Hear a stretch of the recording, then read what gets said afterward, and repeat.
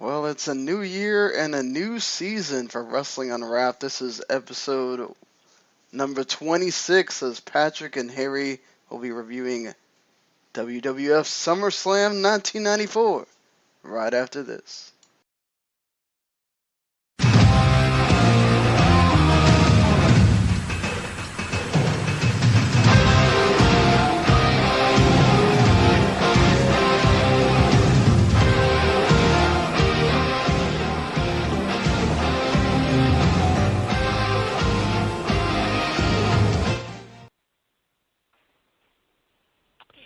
And thank you for that, Sean. And I can't believe Harry actually didn't realize that SummerSlam did have its own theme song for a few years. Okay, I'm working off of an anthology copy here. Even my WW beeps are deleted. Oh, yeah, that's true, I guess. This is back at a time where the World Wildlife Fund was kicking the WWF's ass. You mean when the DVD was made, not the pay-per-view, right? Well, yeah, of course. Back then it was obviously the World Wrestling Federation, as you'll hear in the opening video. The pay-per-view is brought to you by the World Wrestling Federation, the leader in sports entertainment. And this one was also brought to you by the Chicago Sun-Times. Oh, you know what? Hang on. Hi, everybody. Welcome, as always, to Wrestling Unwrapped, our Season 2 premiere here on the W2N Network. I'm Patrick Petza, and joining me, as always, Mr. Harry Broadhurst. How are you, Harry? Happy New Year. And Merry Christmas, because, it's been a while since we've been on.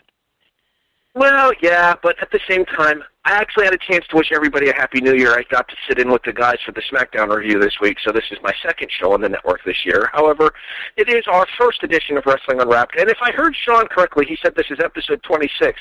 That means out of the 52 weeks last year, we only did shows on 25 of them. We're slipping, man. You got to pick up our game.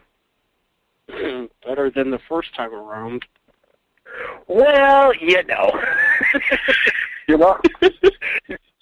if you're lying, you're flying, and you're still here. So obviously, you're on to something there. Well, remember, you actually have a little bit more. You have like one that was a part 2.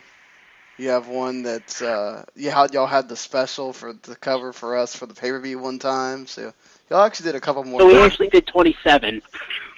Well, not to mention we also have the episodes of W2M that made air too. So back when that was a thing. Hey. And that will be a thing again on the 29th. But today's not the 29th. Today's only the 8th. Thank God. Although somehow or another, we've managed to already get our schedule set all the way up until the Royal Rumble. I'm proud of us, Patrick. And then we'll be off for 2 weeks.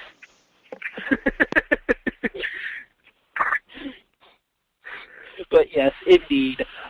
Tonight, quite frankly, Harry and I are both sick of the weather. So we decided to go with a little bit of a warmer pay-per-view. Of course, we had to do it during the coldest time in the WWF in their history. But that's neither here nor there, as we will be covering the 1994 WWF SummerSlam. Of all things, the only, and I'm just going to get this out of the way, this actually has nothing to do with it, the only pay-per-view to ever actually take place in Chicago. Why? Because, hang on. No, I'm taking this one because I actually know where you're going with this one, and I have a story here. Yeah, they broke in the United Center. I believe this was before there was ever any actual basketball or hockey games at the United Center for SummerSlam because the basketball season and the hockey season wouldn't have started until a little bit later on in the year.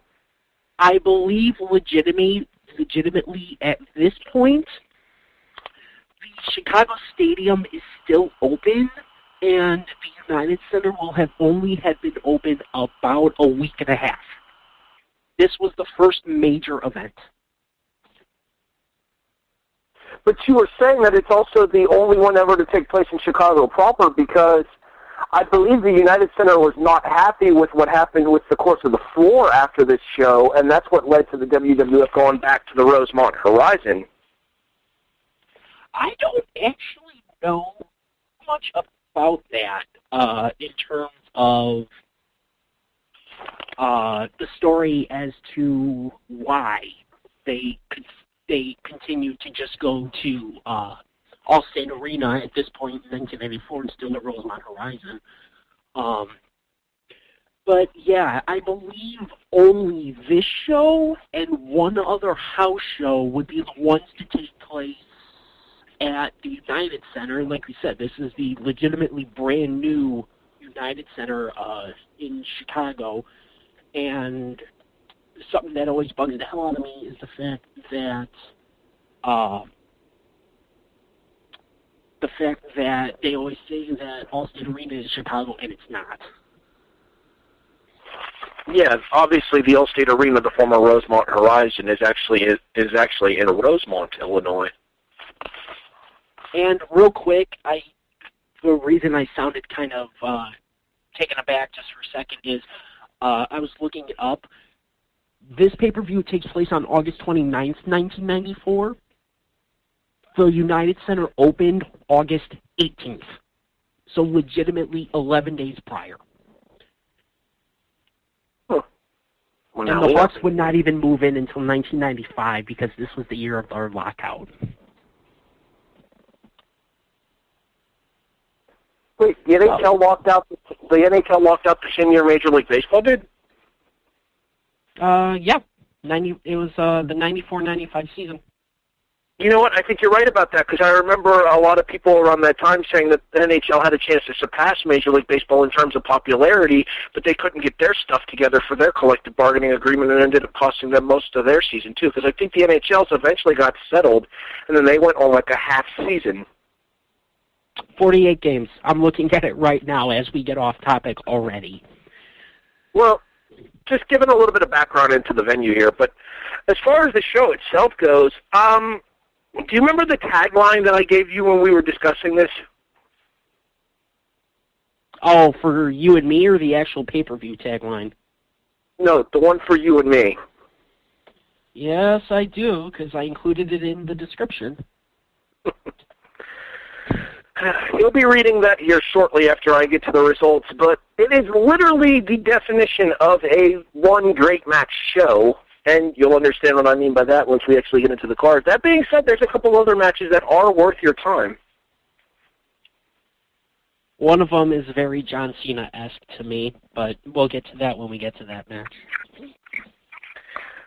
As the old phrase goes, your mileage will vary. Indeed. So you ready to rock and roll?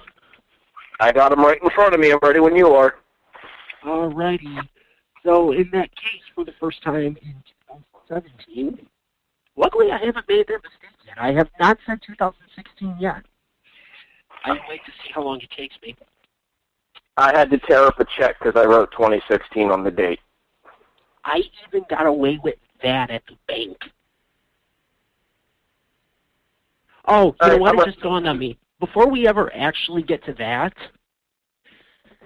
this show is, of course, brought to you with partnership through 411mania.com and is a presentation of the W2M Network. So for more information, including shows like this and our top 50 matches of 2016, which I believe, Sean, will start rolling out tomorrow with 41 through 50, be sure to check out W2Mnet.com. Wrestling Unwrapped is also a presentation of the W2M Network, and we are sponsored by the Madhouse Toy Chest, stores.ebay.com/Madhouse Toy Chest. If you are a fan of anything wrestling, DVDs, action figures, magazines, VHS tapes, pretty much anything you can think of, you can find it inside of the Madhouse Toy Chest. Stores.ebay.com/Madhouse Toy Chest. Mention that you heard this advertisement here on Wrestling Unwrapped and receive a free gift with your purchase. Now that that's out of the way, Harry, why don't you take us through the results? Yes, indeed. It is that time here. As Patrick mentioned, as we had a little bit of a conversation about to start the show, as I am being bombarded by text messages from people who don't know my schedule by now. It is August 29th, 1994, at the United Center in Chicago, Illinois. I'm going to start screaming at people. This is your WWF Summerslam 1994 results. The $1 Million Corporation team of Bam Bam Bigelow and Erwin R. Shyster, Rotunda, defeat Fatu and Samu, Fatu better known as Rikishi, at 7 minutes and 20 seconds by disqualification due to interference from Offa.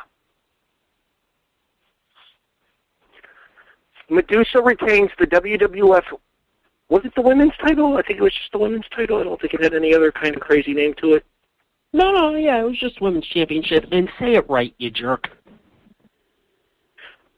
I have her listen. I know it's Alundra Blaze. I always list her as Medusa because that's what I more commonly know her as.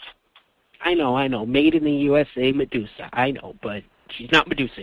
No, Made in the USA was Lex Luger, and he's a little bit later on in the show. Anywho, Alundra Blaze was based off of Made in the USA. That was the point of the name. Alundra Blaze retains the women's title, pinning Bull Nakano with a bridged German suplex at 8 minutes and 18 seconds. The bad guy, Reza Ramon, defeats Daddy Cool Diesel. Every time I hear Diesel now, I think of The Rock on that segment on SmackDown. Every single freaking time. With accidental help from the Heartbreak ringside competitor, Shawn Michaels, at 15 minutes and 3 seconds to win the Intercontinental title. I was getting there. Hush you.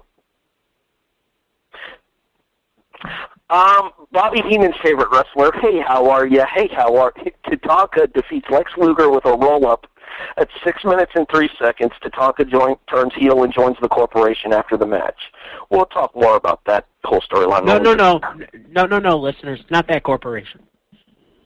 No, the $1 Million Corporation. After all, everybody has a price. Jeff Jarrett, because ain't he great, defeats King Mabel with Oscar. Not even going to touch it. Not worth my time. After a missed sit-down splash at 5 minutes and 57 seconds. Hey, I got a question for you. What do Jeff Jarrett, Mabel, Oscar, and Mo, for that matter, all have in common? Oh, God. I feel like we're about to get fired. No. Never drew a dime. I actually think Jarrett had his moments of tolerability. When he was booking himself as the NWA World Champion, maybe. Hey, the Raven and Jarrett match in TNA was really good, but you won't do TNA, so what do you care? Anyways, Bret Hart defeats Owen Hart to retain the WWF Heavyweight Championship inside of a steel cage via escape rules, which I've never understood, at 32 minutes and 21 seconds. And no, that was not a typo. That is the actual runtime of that match. And your main event sees The Undertaker defeat The Underfaker, Brian Lee. Cousin, sorry. Had something caught in my throat there. I'm good. With a trio of tombstone pile drivers at 9 minutes and 10 seconds. I didn't realize that they're family members. Who are family members? Undertaker and Underfaker. Aren't they like cousins? Yep. You know who else is in that family? I feel like the answer to this is going to be the Harris brothers, and I'd really rather not have that be true. Is that $1 million guess? That was a very strong guess, yes. You're 100% right. Son of a bitch.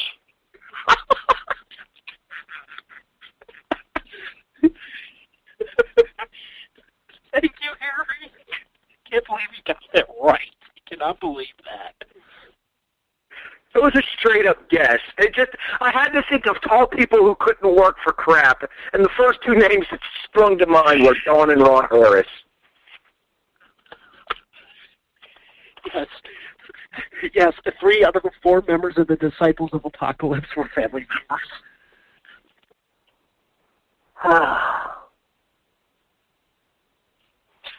Anyway, thank you, Harry, for the results. Wow. Read the intro so we can get this started. I know. I can't believe you got that right. Anyway, so yes, thank you very much, Harry. And as we get started, it is pretty much brother versus brother and dead man versus dead man. And Paul Bearer's in it, too, so, too far. Wow! Even I'm offended by that. And the more I thought about it, it sounded better in my head. Yeah, we're off to a smashing start to 2017. I almost said 16. You suck. So, yes, we will be covering the pay-per-view that is pretty much the end to one of the best storylines of the new generation and the end of one of the worst storylines of the new generation. The only pay-per-view in Chicago, this is SummerSlam 1994. Okay, I have a dispute here. It was the end. It was the end of the Bret Owen rivalry per se on pay-per-view. They actually would continue feuding. If I am not mistaken, I want to say it was an episode of Raw just a couple of weeks later, where they would have the tag team match to pay off the interaction after the cage match, and I will explain that once we get to that part of the show. God knows that'll be a while. Indeed, we have 6 matches to get through before we get to that one. 5. It is the 6th match, yes. So let's go ahead and get into it, shall we? Your opening contest was supposed to be for the tag team titles. Well, about that. Yeah, that was one thing I'm surprised you failed to mention during the results was the other championship that Diesel has. Oh, no, I was specifically waiting until after the results to get into this, because where else could the Clique placate themselves and give themselves a title reign and screw up the biggest show of the summer? Bravo, Sean, you've outdone yourself.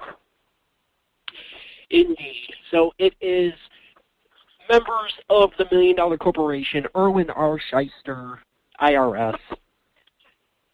Speaking of screw jobs, I'm about to have mine in about 2 months. And Bam Bam Bigelow with Ted DiBiase in their corners, facing off against Fatu, once again, Rikishi, and Samu, with Alpha and Lou Albano in the corner, the Head Shrinkers, the now former WWF Tag Team Champions, Screw You, Diesel, and Shawn Michaels. Honk, honk, honk. Okay, I'm good. I'm good for now until we actually get to the match. And then there'll probably be another couple of really bad Brock NWO jokes thrown in there for levity's sake. All right. Out of the 4 men in this match, I'm actually only a fan of one of them. Would you care to venture a guess? Bam Bam Bigelow. You are 100% correct.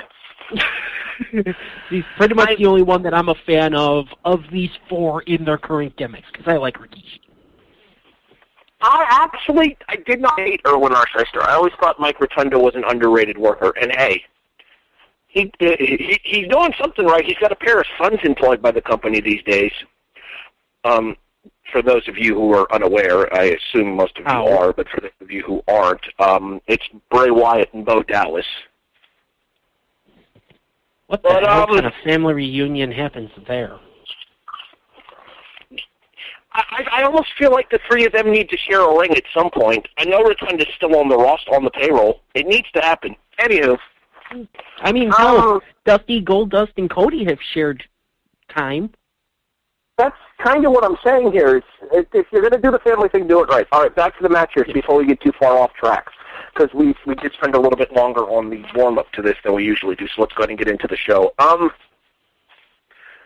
I might be one of the few to actually say this, but when I was growing up, because this was around the time that I started watching, this was actually right around the time that I went to my first live house show It was, I think, the following month, September, that I went to my first house show, because I remember Taker was feuding with Yokozuna again, setting things up for their rematch at Survivor Series 1994. But featuring Chuck Norris. Chuck Norris doesn't do push-ups. He pushes the earth down. Anywho, moving on. Back to this match. I was actually a fan of the $1 Million Corporation. I thought it was cool. I liked the $1 Million Corporation a lot more than I liked the new corporation, the Vince Corporation. Maybe it had to do with more of the fact that I liked Ted DiBiase a hell of a lot more than I liked Vince McMahon. That's easy. DiBiase was awesome. I know. I'm saying it's a hell of a lot more easy to like DiBiase more than Vince. Did you know it was a year ago at this very pay-per-view where DiBiase wrestled his last match? 93? Against Scott Hall in the opener. Huh, I'll be damned. Do. The more you know. All right, back to this match. So we've made the jokes that the Usos are like the Samoan Young Bucks. Well, apparently the Head Shrinkers were the Young Bucks before the Young Bucks were cool, because I counted at least a half a dozen super kicks in this match. Oh, no doubt. The one thing that I did notice, the crowd was actually into this match. The Head Shrinkers were actually freaking over, which is weird. But I can't say much considering the fact that really the only other time I can like distinctly remember them is WrestleMania 9. No, we're never covering that. Shut up, don't ask. I've watched 9 and 11. I feel like we kind of owe it to our fan base to do both of them at some point. We don't owe them a damn thing if that's what we owe them. Anyway. As I said in the results, a disqualification finish here. Your thoughts on the DQ finish in the opener? Because I got to tell you, I'm not a fan of that. I would have preferred if you switched, like, the opener and the next match just so we actually have a clean finish. But the whole thing is a clean finish to start the pay-per-view. And a clean finish with a babyface over it, that. Bingo! But in this case, it's like, how much more can you pour on the Head Shrinkers in a matter of, let's say, 25 hours? They lose the tag team titles the night before, and then they go into an opener, you know, for, like you said, the pay-per-view of the summer, because we're still pre-in-your-house time, and you get a disqualification loss. That's not a good omen for them, if you know, the way I see it. I don't believe the Head Shrinkers were actually on the Survivor Series card either. I know I've watched Survivor Series.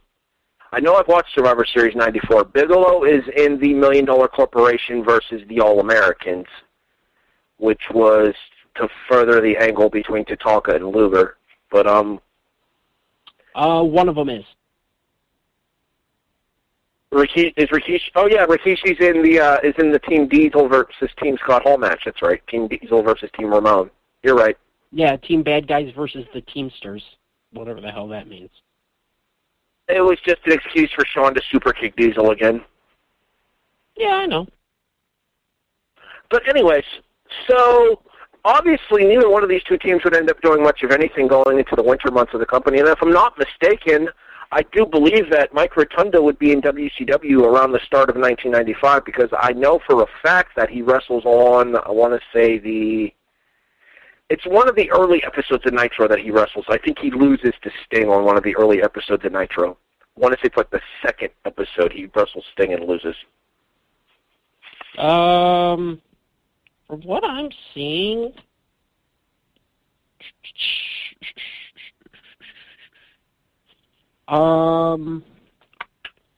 Rotundo is only going to be in the WWF for about 7 more months, and then by September of 95, he is Vincent Kennedy Wall Street.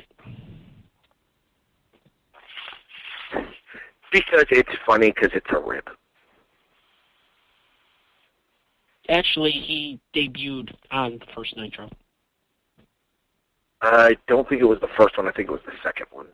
I'm looking at it right now. On the debut of WCW Monday Night Show, which aired on September 4th, 1995, he was introduced as Michael Wall Street, but by the next episode, he was known as VK Wall Street. Well, he wrestles on the second one, because obviously the big jump on that Nitro was Luger, but that's neither here nor there. We're getting off track again. You started it. Anyway, but I mean, I didn't think this match was that bad, but I question it, starting the show. No, I agree. Not to mention it was a weird face heel dynamic. I mean, I'm okay with Bigelow and Rotunda as heels, as the whole $1 million corporation thing. I think that makes sense. But I just never bought into the head shrinkers as baby faces. Yeah, the whole thing's weird. Shall we move on, please? We've discussed this match for about 10 minutes now, which is longer than it ran. Exactly. As a matter of fact, only 2 matches would go longer than 10 minutes. Both of them would go longer than 15, but only one goes longer than 20 and 30. Anyway, next contest for the WWF Women's Championship, the champion Alundra Blaze Medusa. But like I said, most of what I have for her, I have as Medusa. So it was just easier for me to keep track of it by writing Medusa. And yeah, I actually did rewatch the show today in order to refresh my memory as far as some of the storylines and some of the people involved and stuff. And as she was entering, I still said, "Oh, Medusa." Anywho. And she's facing Bull Nakano with Luna Vachon, and it's at the point of Bull Nakano's entrance. Boy, does Vince McMahon's racism scream through. I mean, no more so than he did with the head shrinkers. Well, I hear that some heads. As a matter of fact, I think I texted you during Bull Nakano's entrance and said, boy, these first 2 matches make Vince's racism scream through. Mostly because Bull Nakano doesn't even come from Japan. She comes from the land of the rising sun, which is where every Japanese wrestler comes from in your company at this point, and basically comes out to the Orient Express's chopsticks theme. So I think that's edited out of the anthology version. Lucky you. It's not edited out of the version I had. Are you watching it on the network? Yep. Aha. Largely unedited. Anyway, remember how I mentioned that there was one match that kind of seemed to have the John Cena factor? Oh, where Alundra gets her ass handed to her for most of the match, and then hits the Breaking German for the win. Bull Medusa wins. That's pretty much how this is, because Bull Nakano beats the high holy hell out of Alundra Blaze for the entire match, almost. Blaze gets, a move here and there, but out of the 8 minutes and 10 seconds that I have, I believe you had a different time by a couple of seconds. Probably. 8-8. What is it? 8:18. 20 minutes and 30 seconds for the start, 28:48 for the finish. All right, so out of 8 minutes, 18 seconds, I would say roughly 7 minutes and 45 seconds of this is Bull Nakano kicking Alundra Blaze's ass. And then suddenly, punch, I believe Bull Nakano misses a move, bridging German, whoa, Medusa wins. She misses a guillotine leg drop. She tries a top rope leg drop and misses. Yes, I knew that there was a missed move there. Okay, can I kind of pile on here by saying something that I'm sure we both thought? Do you remember when Alundra had Bull set up for the pile driver? Yeah. And then the backdrop is what led to the cover, and then the backdrop led to the cover, and that's when Alundra bridged out, and then they went into the finishing sequence from there, where Nakano took her down with a clothesline. Yeah. She went up top for the leg drop, which missed her into the bridge German. Yeah, I really have to say I kind of wish the pile driver would have landed because I would have liked to have seen if Nakano's hair would have survived it. Okay, Lawler. I'm sorry. He genuinely made me laugh with that. Yeah, for those that probably most likely, as most of you don't know what we're talking about, when a Wonder Blaze has Nakano set up for a pile driver, which why? Because there's almost no shot in hell that Blaze is going to pull that one off. But it's not Nakano's head, not her neck, or anything like that Jerry Lawler's worried about. No, what does he talk about? She's going to break Nakano's hair. I find it hilarious that if the pile driver would have landed, I'm questioning how much mousse was in that hair and if it would have survived that pile driver. That's all I'm saying. Probably would have made for a barrier for Nakano, though. That would be fine. All the more reason for her to completely no-sell the pile driver is what I was thinking, too. Like, could you imagine if she'd have gotten pile driven and just stood up no-sold that because of the hair? How pissed would Jerry Lawler have been? It is true. He would have blown a gasket. And by the way, we should mention that, it's something that we're going to rip on for pretty much the entire length of this episode. Tonight's commentary team is Jerry, I actually still care Lawler, and Vince, I thought he had him there, McMahon. I got 3 words for you. You ready, Patrick? Yep. What a maneuver! I would have rather have heard that than hearing Vince McMahon say, oh, it's over. Wait, no, it's not. For every match. Yeah, well, he did that constantly back when he was announcing. This is why commentary picked up so much when they finally lured Jim Ross away from WCW. As a matter of fact, I think Ross may be in the employ of the company and not actually used on pay-per-view yet. Why? Because that's why. Well, he definitely would have been an employee by this point, considering that we're like a year and a half past WrestleMania 9. Yeah, that's the point that I'm making here. Why is it that it took so long to get Ross at the table full time? Was he struggling with his Bell's palsy around this time? Yeah, that's what I'm looking at. Hang on.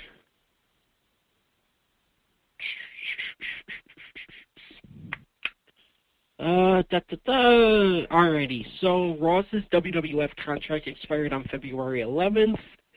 2 weeks later, he had his first attack with Bell's palsy. He then would go to Smoky Mountain, and then he would not come back, he would come back and commentate Monday Night Raw full-time after Vince McMahon was indicted, which had to be soon after this, then. What was McMahon indicted for? Was this the steroids thing coming back to bite him in the ass again? 94, I'd go with yes. Because the steroid thing originally reared its head back in 1991, because I read a lot of stuff over at Blog of Doom, and he's doing the Wrestling Observer flashbacks, and Meltzer's is just now getting into the whole original steroid thing with the courts and with the lawsuits filed and all that stuff. The Dr. Zahorian case. Yeah.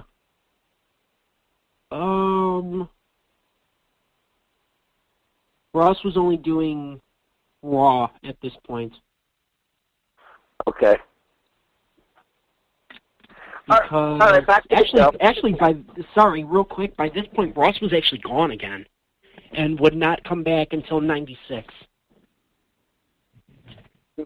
Yeah, I'm almost thinking this was when he was fighting with Bell's palsy. Yeah, probably. Anyway, back to the show. As far as this match goes, miles ahead of a lot of what the men were doing at this time. I mean, you'll notice that they keep a much stronger pace than the men do for most of the matches around this time here. But that was kind of the way of the women's division in the WWF, with the exception of when Moolah was the champion back then. is that they always worked a faster pace. Alundra always worked a really quick pace. I mean, I've never been a fan of her looks-wise, but I've never doubted that she can go. And not only that, at this point, most of the WWF's women's division was also All Japan's women's division, aside maybe from Alundra Blaze. Because I think that's, as a matter of fact, I think it was Medusa's insistence as to why. Because if not for them teaming with All Japan's women's division, I don't think Alundra Blaze would have even had that many opponents, except for maybe Luna, who, accompanies Bull Nakano to this match. But, well, the reason she's accompanying Nakano is, because, let's be honest, nobody cares about Nakano by herself, whereas having Luna there gives them a reason to care because they have the whole thing with Alundra and Luna to build off of.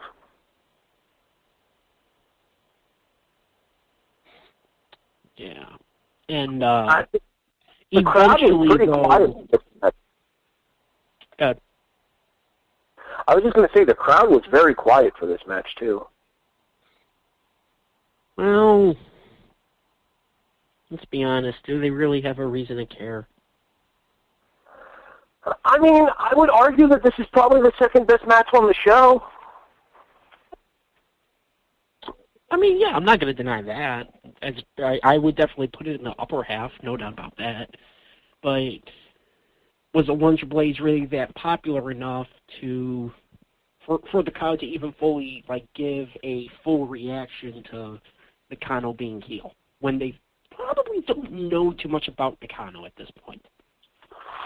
And that's the only reason I was saying that they had Luna Vachon aligned with Nakano, so that way they knew, oh, if Luna's with her, she must be a bad person. Yeah, so it just... I don't think Nakano had been there that long at this point. So, but in the end, Alundra Blaze, damn it. Alundra Medusa. A title she would end up with Nakano, but in Japan, I believe, in November.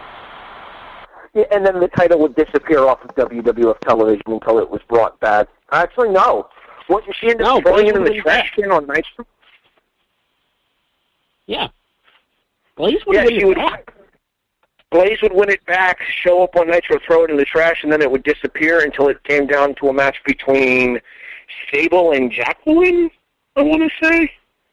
Probably. Don't remind me. So this was the peak of the women's division until the whole Trish, Lita, Ivory, Molly, Jazz thing came along. 10 years later, almost. 7, 8.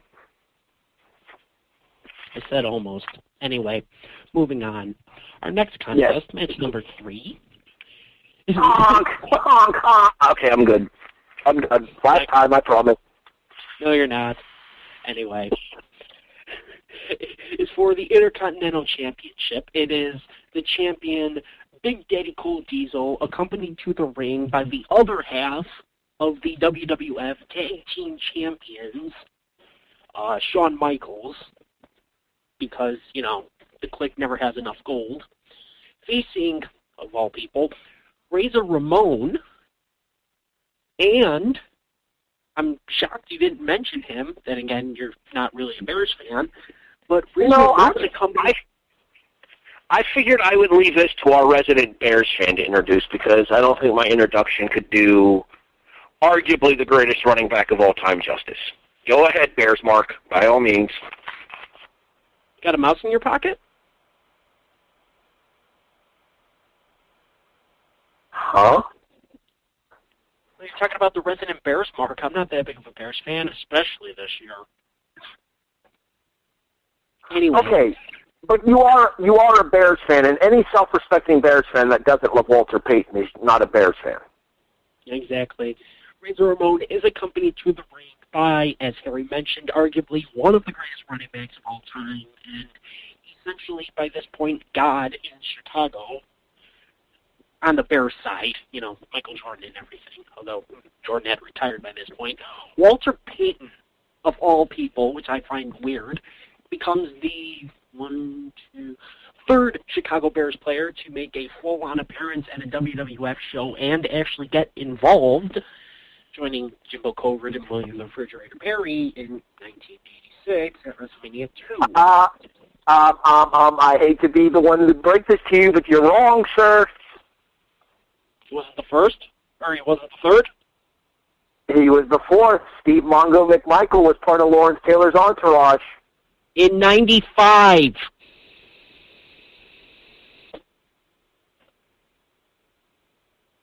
Well, that was WrestleMania 11. Son of a biscuit. You're right. My bad. I'm sorry.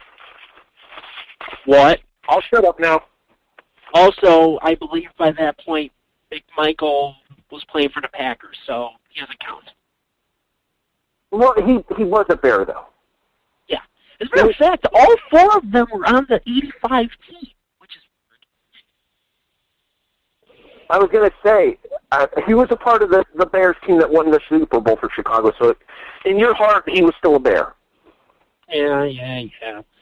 But yes, Walter Payton accompanies Razor Ramon, but he doesn't really do a whole lot, and quite frankly, the person who does the most work in this match isn't in the match.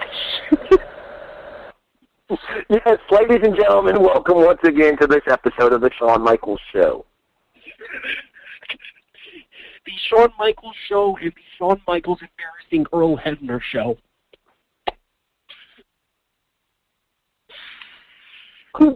To be fair, God bless him and all, Hebner's always been something of a moron. Except for that house show where he decided to beat the hell out of DX.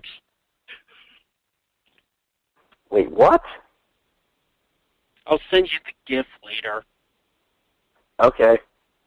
Very well. But yeah, this match is pretty much not at all about Diesel versus Razor. This is not about the outsiders in the match. It's about the outsider in the match. That's dumb. Well played. Yes, I saved that one. Fight me. Oh, no, I'll give you credit. That was well done. I think the way that I phrased it to you when I was watching it is, how is it that Shawn Michaels isn't in this match and has bumped more than both of the competitors who are?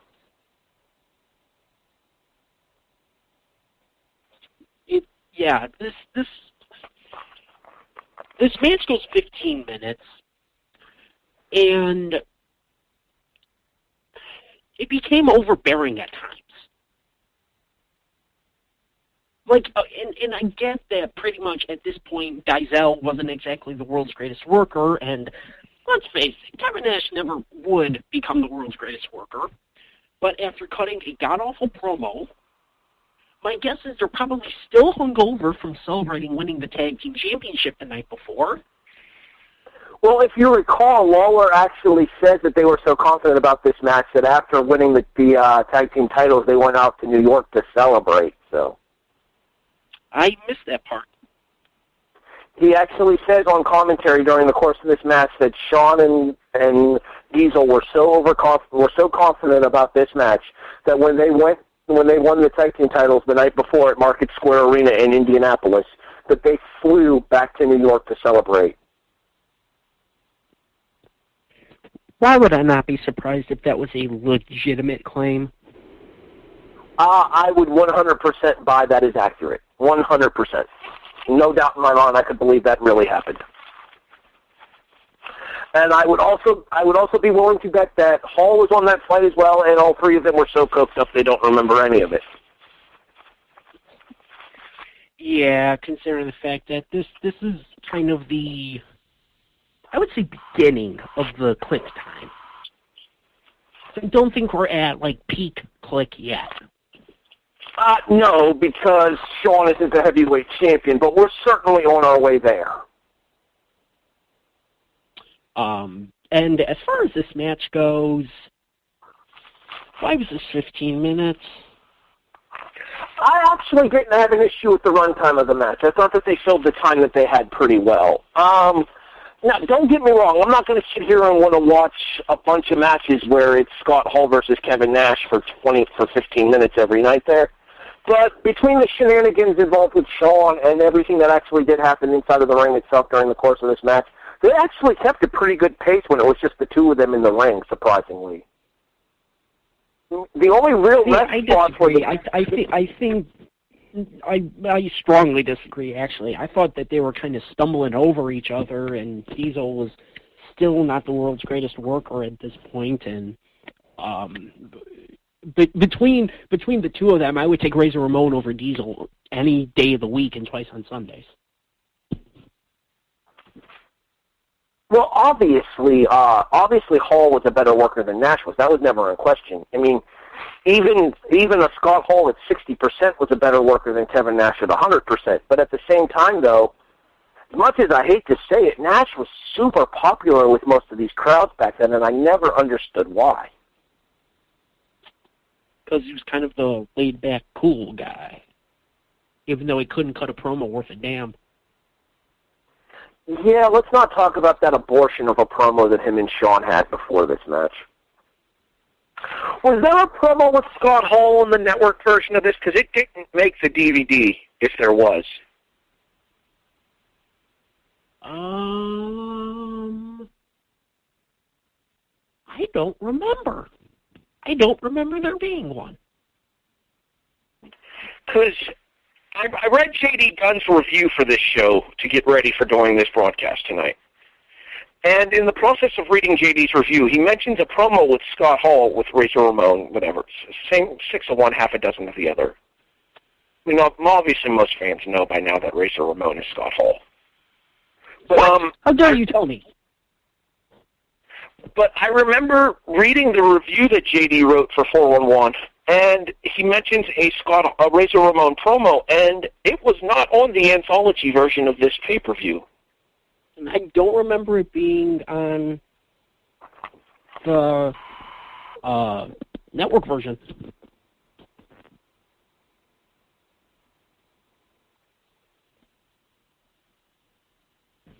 You there? Very well. Yeah, I'm still here. I was just saying, very well then. All right. It didn't make sense to me, but I mean, it is what it is. If JD says it was there, maybe it aired on the pay-per-view and then got cut for reasons. And well, why do most things happen in wrestling? Because reasons. Yeah. So in the end, though, Razor Ramon becomes the Intercontinental Champion for the second time, thanks to Sweet Chin Music, because, you know, at this point, Shawn Michaels is a bubbling idiot. Even more so at Survivor Series 94, which would actually set up the co-main event for WrestleMania 11. Because that previously mentioned the Bad Guys versus Teamsters match, as we talked about earlier, would see Shawn superkick Diesel again. And it would lead to Diesel being eliminated from that match, because I think it would end up happening by countout if memory serves. And then Diesel would chase Shawn backstage with the rest of the members of the Teamsters trying to break it up, and Scott Hall, who was the only one left on Team Bad Guys, would get the win by countout. You'd be correct, because Diesel had all of the eliminations.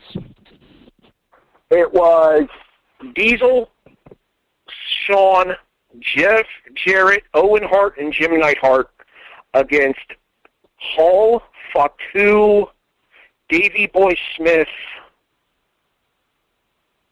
I'm drawing a blank on the other two. Sione? Okay. Yeah, the replaced Samu, Sione, a.k.a. the Barbarian. And X-Pac. 1, 2, 3 Kid. Because reasons. So, moving on, please. Yeah. Oh, wait, no. Are we going to do the promo first and then talk about the match? Here, I'll do this. So he said that Shawn Michaels had made Earl Hebner look like a jackass. Well, we go from one jackass to another. Hi, Lex. Yeah, he really gets no love from any of us. Absolutely none from me. So I our actually got next into contest... I actually got into a discussion about Lex Luger on Yes recently about whether or not he deserves to be in the WWF Hall of Fame or the WWE Hall of Fame or whatever.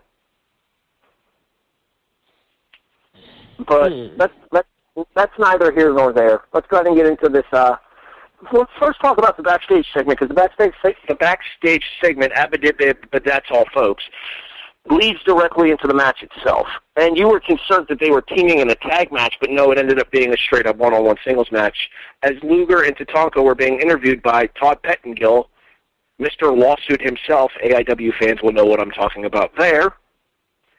And Tatanka was constantly claiming that Luger had sold out and joined the corporation. They went through and showed a bunch of video clips on stuff that had happened on Superstars and on episodes of Monday Night Raw and the build towards the match there to make it look like Lex was in Ted DiBiase's pocket. Subtle. Very subtle.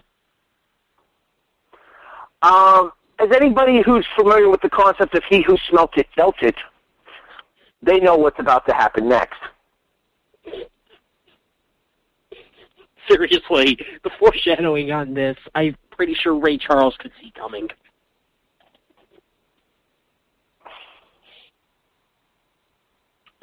So, we go to Tatanka.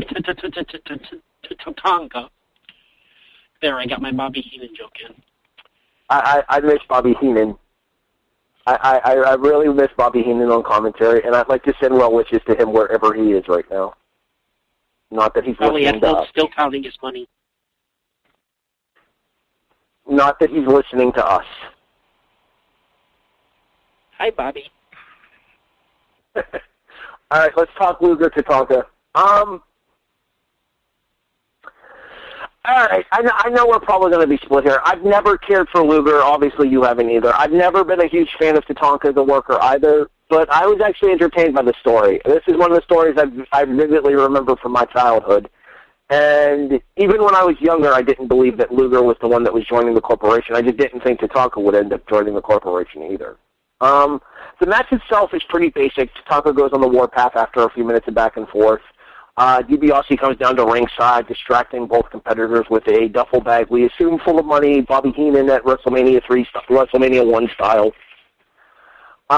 Luger gets distracted arguing with DiBiase, and Tatanka gets a roll-up for the 3 count. Like I said, 6 minutes and 3 seconds later. Which technically that would be considered an upset if this was about 1 year prior. Well, was it Luger in the main event of SummerSlam 93? Yeah, against Yoko. Which, by the way, who the hell's Yoko? There's no Yoko, there's no 1, 2, 3 Kid, there's a whole bunch of people who weren't on this show. There's technically no Shawn Michaels.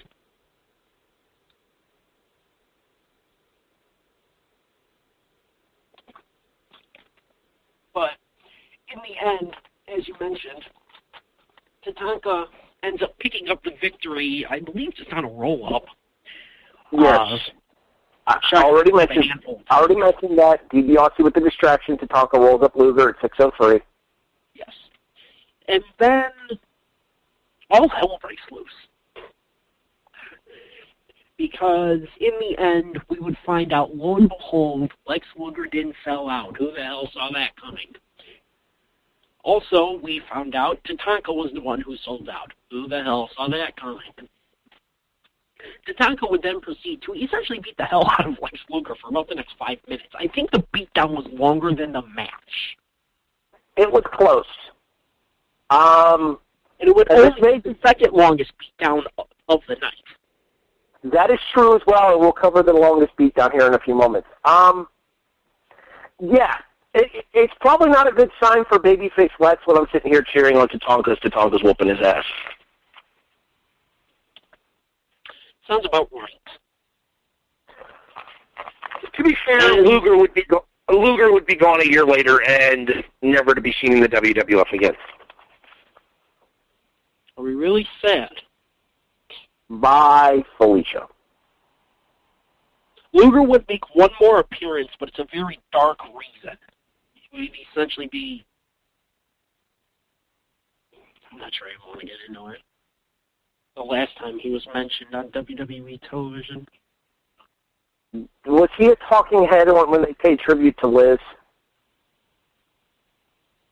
No, they blamed him. Oh, well, I mean, it's not wrong, but that's neither here nor there. Actually, I'm wrong. He would be a talking head on one of the WCW DVDs, maybe one of the Monday Night War DVDs. Actually, I think he was on Nitro Volume. If I recall, I think he might have been one of the talking heads on Nitro Volume 2. Possibly. So he is back somewhat in the good graces of the company, but yeah, that was remember WWE Confidential? I do. Yeah, they pretty much blamed him for Miss Elizabeth's death. Let's move on for the love of God. Yes, let's not say anything untowards about Elizabeth. We make Benoit jokes on this show. Liz is sacred. She doesn't get made fun of. Rest in peace, Liz. We miss you. Moving on. Yes. What? Oh, God. Future King of the Ring. I was about to say, do you really want to move on? I mean, do you really? I'm gonna repeat this again, folks. Future King of the Ring. It was a very dark period. And, oh, God, I just realized that one. It would be the following May that he would win King of the Ring, if I'm not mistaken. Either May or June. I want to say June, yeah. I just realized the connotation of the comment I started to make. Anyway. The future King Mabel with Oscar. No, Sir Mo. Whoop, there it is. Whoop, there. It's the only thing entertaining to come out of that. Mm. Mabel, Oscar, Mo, Man on a Mission, M-O-M. Oh, I'll be damned.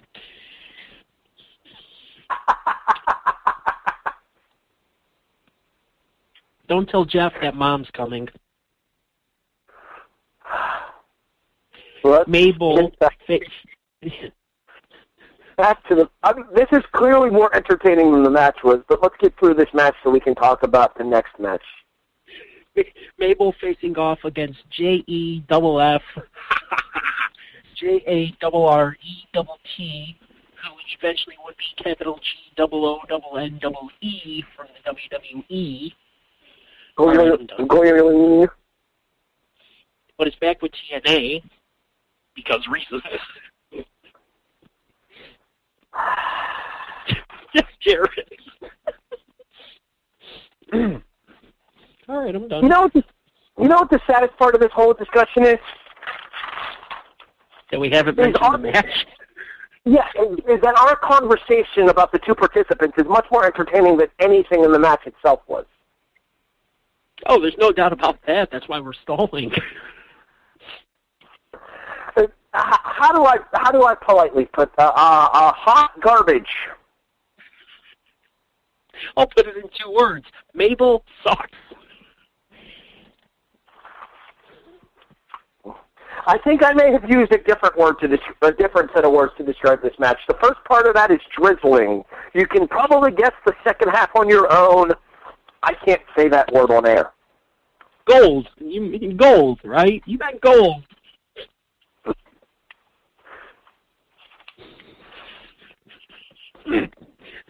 Jeff Jarrett wins. What the hell else can we say? I feel the need to, just real quickly here, I feel the need to stand up for Jarrett, because I actually think Jeff Jarrett was an underrated worker, especially around this time frame. It's just that he had kind of Undertaker syndrome at this point, and that he was being paired with every oomph the WWF could find. I mean, it was Mabel here. He was inside of that tag match at Survivor Series, and then at the Rumble in '96, he'd wrestle Undertaker, which for you non-dumb English speakers is Ahmed Johnson. Wow! I'm being fired tonight. If you ever listened to Ahmed cut a promo, you would know that my representation of him was 100% accurate. I know, you agree with Jim Cornette. He's a sweet.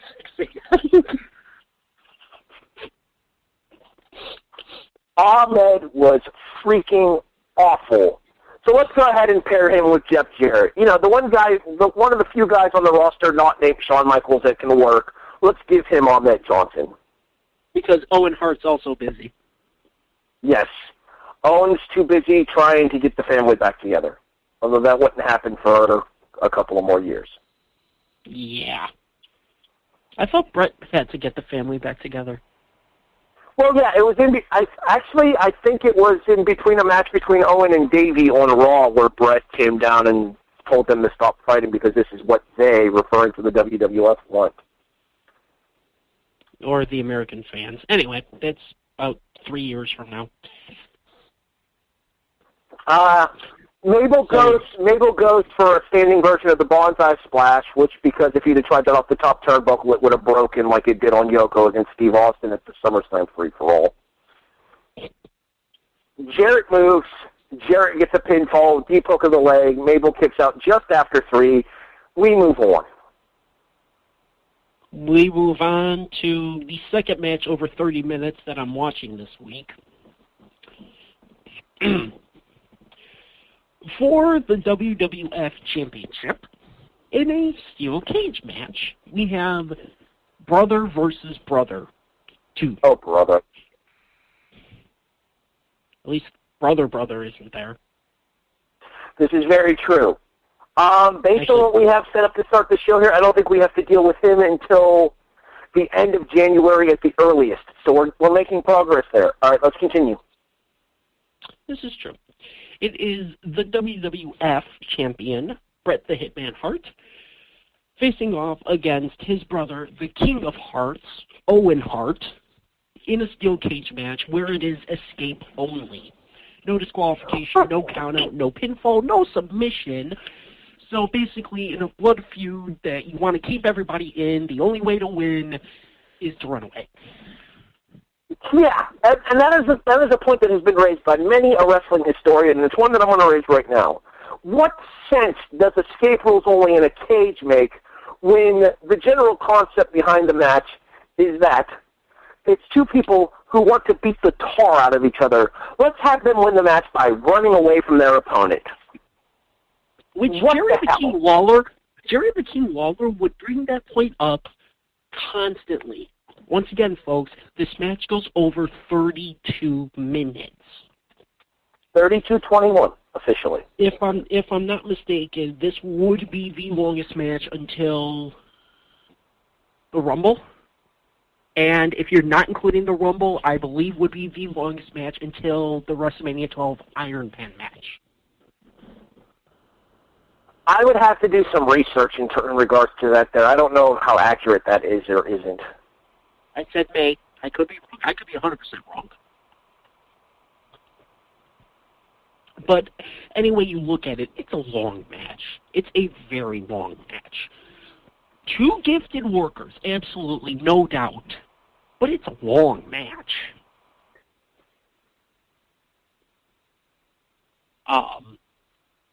And quite frankly, because of the fact that, he had to put the cage up, and this was still the days of the blue bar cage. This wasn't the one that would be hung above the ring and would come down to the womp, womp, womp, womp, womp, womp song.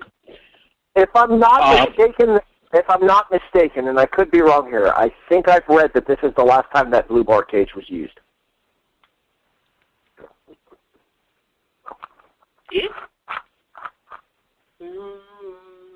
No. I'm almost certain no. Well, I remember it being used over in England, like in Europe for a couple of the shows over there, but I don't remember any other matches inside of it on U.S. pay-per-view. I can think of a Raw is War episode. The night after Mania 14 when the New Age Outlaws beat Cactus Jack and Terry Funk for the tag belts. That may have been black bars, but it was the big bar cage like this. And Austin McMahon won a match we've covered. It had a different top, but it was the black bar version, or it was the black version of the blue bar cage. Okay, then this might have been the last time that it was the blue cage. Then they still use the bar cage after this, but it was the last time that they used that. Okay. But yeah, so first we have to get through about 5 minutes of setup, because, like I said, they have to actually set the entire cage up by hand at this point. But in order to do that, we have to listen to the Hart family whine and bitch and moan for a few minutes. What else to do? Harry and I should know that one very well. You know, yeah, for as good as they were in the ring, okay, with the exception of Neidhart, because I've never been a fan of Neidhart in the ring. Well, as good as they were in the ring, none of them could really cut a promo to save their life. I think this is what I texted you. I said, Bret put me to sleep. Owen was whining. Bulldog was a deer in the headlights. Neidhart, to me, was good for the big man shouty promos. No demolition, but he's not bad. But that's all he was good for. Bruce Hart was alone. Yeah, the only member of the Hart Foundation that was ever a decent promo was Pillman. He wasn't a member of the family.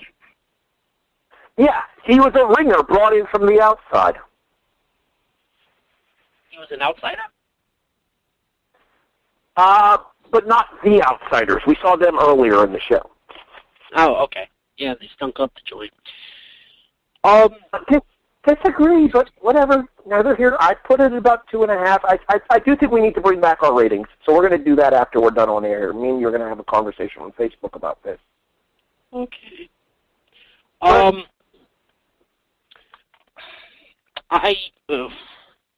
boy, I'm about to get raped.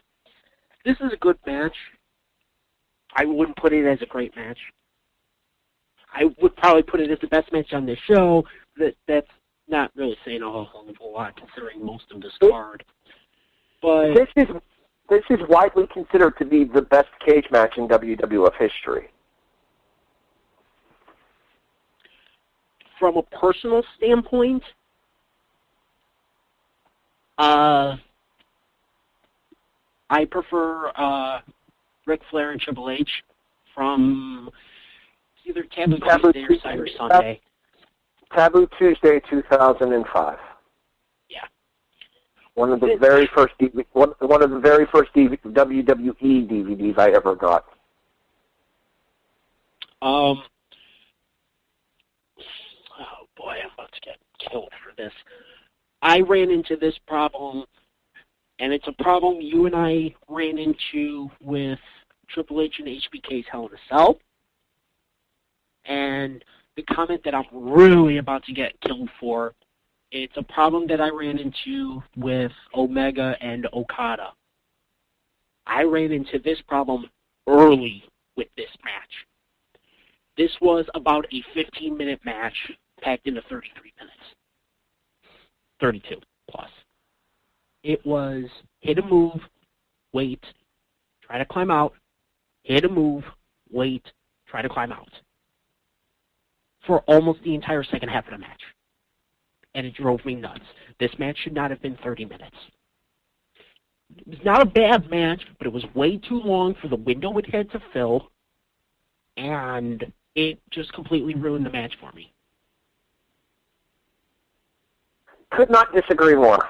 In my opinion, I think this match deserves the billing that it gets. I really enjoyed this match. I really enjoyed it the first time I watched it, and because this match actually started an interesting discussion between Patrick and myself, because we knew that it was on a previous set. We just couldn't remember what it was released on. Like, we knew it was on a WWE Comp DVD. We just couldn't remember what it was. And then we eventually looked it up and found out that it was the Greatest Superstars of the 90s set. But, no, I think that this match deserves all the credit that it gets. I really enjoyed this match. I thought the WrestleMania match was better. I do agree that I think the WrestleMania match is better, but at the same time, the WrestleMania match is also like 10 minutes shorter. And yeah, there's some downtime in there. I'm not going to deny that. But at the same time, though, there are a lot of big spots that lead to that downtime, and they recover relatively quick enough off of those big spots to continue the pacing of the match there. We've seen a lot worse examples of that move, rest format that you've talked about, though. There's been a lot more egregious examples of that. Like I said, the one I just mentioned, and I think for me that's still, or for you and I, that's still the worst known case of it being that Hell in a Cell match. Have we ever actually reviewed that match? No. We've mentioned it the most often, and we've never reviewed it. Yeah, I was going to say, that has to be the most mentioned match that we haven't reviewed ever. We're going to have to change that at some point. You realize that, right? I know. I mean, neither of us may want to review that match due to the fact that it's 46 minutes, but we're going to have to at some point at this rate. But, all right, anyways. Real quick, folks, in terms of 46-minute matches, we're talking about HBK and Triple H. We're not talking about the Wrestle Kingdom 11 main event. I can't speak to Wrestle Kingdom 11. I haven't watched it, and there's a very strong chance that I'm probably not going to watch it anytime soon. That main event was 46 minutes too, ironically. But we'll go back to this one. Yeah, we'll get hated on by the New Japan fans later. It's cool. Yeah. Getting back to this match, though, I mean, yeah, there's big spots. You know, the superplex off the top of the cage, was a great moment. Bret reversing the sharpshooter, I thought was a great moment. I really enjoyed Owen's back suplex off of the top of the ropes by the cage as well. Yes, so that was, there were great moves in the match. The problem is Owen kind of made the finish a little too obvious. Are you saying? I want you to explain what you mean by that, because I have kind of my own theory as far as this goes, and I want to see if it's similar to what you're about to say. So go ahead and explain what you mean by that. All right. So as we get towards the end of the match, Owen starts to climb out. Of course, because my God, did they do that a lot. That's the one thing. I don't know that I've ever seen a match that had more attempts to get out of the cage. Sometimes like 5, 6 at a time. But as we get towards the finish, Owen starts to climb out. Bret chases after him, but then also starts to climb out himself. They both are at the top of the cage, but on the other side, so the side you would have to be on to win. And it had to be the angle that they used, where you could clear as day see Owen stick his foot like knee deep into the bars of the cage, which to me made it supremely obvious of the finish, and that was Bret rams Owen's head into the cage a couple times. Owen falls, but he's caught by his leg, lo and behold, and Bret jumps off to win and retain the championship. And let's cover this before we cover all hell breaking loose for the second time in this pay-per-view. So, but to me, it made it obvious that Owen was going to get caught when he stuck his leg knee-deep through the damn bars. You see, I disagree. It looked to me like Bret put Owen's leg through that cage to me. And honestly, I think that the finish makes perfect sense when you consider how this whole thing started. I want to take you back to the 1994 Royal Rumble and the tag team title match between the Quebecers and Bret and Owen, where it's a stoppage in that match because of a leg injury to Bret. And I think there's a little bit of symbolism involved here in the fact that it was Owen's leg getting caught in the cage is what led to Bret escaping the cage match. I actually kind of enjoyed the symbolism there. And then, of course, from that stoppage leading to Owen kicking Bret's leg out of his leg. No one ever said Owen was a great promo. I think we buried him enough in terms of his promo skills tonight. No. Anyway. Yes. I'm realizing that I'm, like, not catching myself as much as I should. Yeah, I'm going to go ahead and let that choice of words for that last statement go and let the fans take care of you for it, because I'm sure you're going to hear from some of them about that choice of words. Yeah, I wholeheartedly 100% regret that choice of words and apologize for that one. All right, now to the post-match beatdown. So Jim Neidhart decides to take it upon himself to absolutely waylay Davey Boy Smith in the crowd. In the process, sending Diana Smith for a tumble as well. That part I found funny was the fact that I'm wondering if Diana just lost track of time and didn't realize where she was supposed to be, and if like Davey essentially just realizes and goes, "Oh crap." Yeah, it is about that time that Diana realized she was going to eat crap as soon as Davey got hit, because there was no way for Diana to get out of the way of Neidhart there and not have it look completely pre-staged. Yeah, that one was bad. We should also, because we actually didn't, we should mention, before we even get into the ensuing melee, the entire Hart family is at ringside, or almost the entire Hart family. I think they mentioned 9 out of the 12 kids were at ringside. I think one of them was already deceased at the time. One of the younger boys was already deceased. Possibly. Very sadly.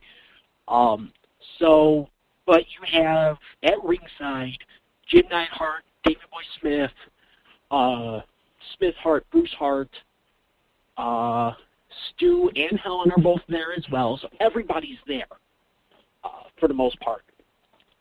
And I think during the course of the beatdown in the cage, I think the one in the turtleneck, I think that was Keith. Maybe, but I wasn't trying to get to all of them. I'm just saying, I think the one in the turtleneck and the beige turtleneck trying to climb up the cage was Keith. Yeah, and apparently Bruce Hart. Sorry, but I have to mention this. Going all the way back to 1992, when Bruce was actually asked to cut promos before Davey versus Bret at SummerSlam in '92, I'm pretty sure Bruce Hart has never changed his jacket.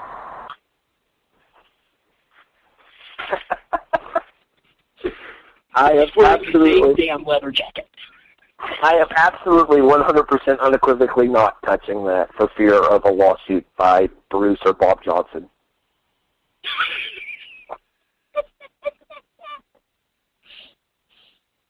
How did we ever survive? How did we ever survive that? Slander is a real thing, and I'd rather not be on the business end of it. Moving on. I know.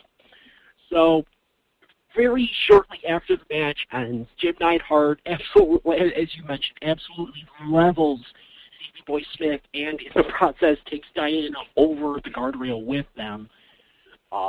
And then Jim Neidhart actually helps Owen bring Bret back into the cage and chains it shut, to which Harry and I have a disagreement over what Jim Neidhart actually says while he's trying to lock the cage. I don't think it was there that we had... No, that wasn't what I was referring to when I asked you if you caught what Neidhart said. I was referring to the backstage when Pettingill caught up with him, and I'll explain that in a bit. Because I would imagine that Vince was not happy. Probably not. So, yeah, Jim Neidhart ends up chaining the door shut so that nobody can get in, and proceeds to help Owen beat the hell out of Bret for... How long did we say the beatdown of Tatanka on Lex Luger was? The Tatanka Luger beatdown was about 5 minutes. Because Tatanka hit a pair of end of the trails, he walked away from the ring, and then DiBiase sent him back in there to beat him up some more. A third end of the trail, and then that's when they stuffed the $100 bill down Luger's throat. So we said about 5 minutes. So this beatdown had to be about 7 or 8 minutes, it felt like, between just everything. Between the beatdown outside, dragging it back in. So it just, this one stretched an eternity. And then somehow, two people, Jim Neidhart and Owen Hart, are able to ward off, 5 people trying to get into the cage? Okay, to be fair, 2 of those 5 people were Bruce and Keith Hart, and we've seen kind of a history of incompetence for them in the WWF. So, I mean, not entirely surprising. I mean, just the whole thing just... You also have to think, too, though, that they had the advantage of being able to stand on the defense, whereas one of them could attack Bret while the other one was defending the people coming into the cage. It made sense that they would be able to hold them off for a little bit of time at least. Yeah, because it's not like whereas everyone that's outside the cage has to climb all the way up and over, and that'll take some time. Right. Jim and Owen just have to essentially get to the second rope and punch through. Right. With the way that the cage was open back in there, you could get in a good shot to the gut or a good shot to the hands and knock them clean off the cage. I think at one point, I think Owen bit Davey's hand in order to prevent Davey from getting in. I could have sworn I saw that. I know it was more or less Owen and Davey going at it, probably because Davey was pissed at Neidhart for hitting Diana. Possibly. And Jim said to Owen, "You handle him because I want nothing to do with that." As he's probably, as soon as the backstage segment ends, he just goes, I'm sorry. Absolutely, 100%. Say what you will about the shape that Davey Boy may or may not have been in at that time frame. That was still a scary looking dude, especially with his Captain Caveman haircut at this time. God, that hair. I'm surprised we made it this long without seeing his hair. Oh, can you not? By the way, we should mention also probably part of the reason why Davey was such a big feature of the beatdown and trying to get in.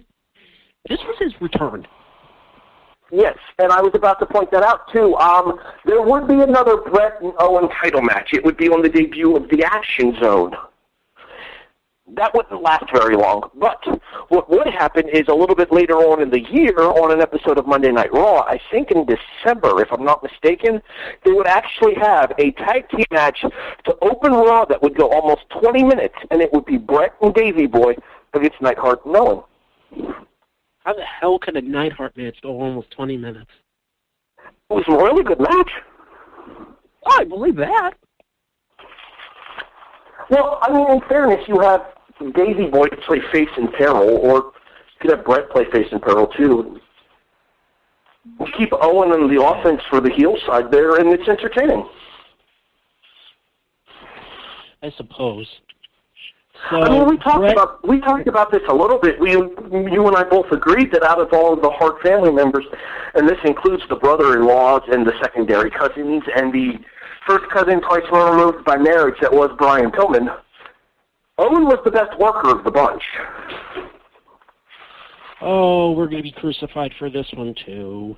Yeah, I 100% agree. I think in the ring, I would have taken Owen over Bret.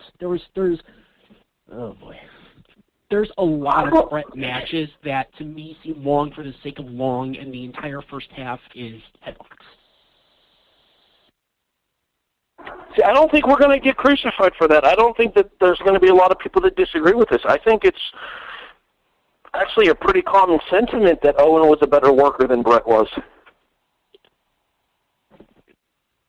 So, but once again, in the end, Bret retains the title in a supremely long and good, to me, not great, but good steel cage match. And, of course, Owen Hart takes credit for the victory. This reminds me, we got a stage promo real quick before we move on to our main event. And I apologize to Sean in advance for this.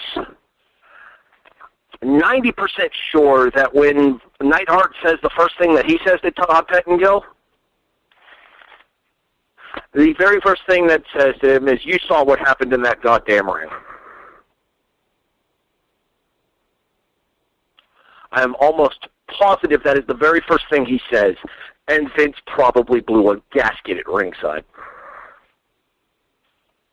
I would not be surprised. Remember, folks, we're in the new generation time.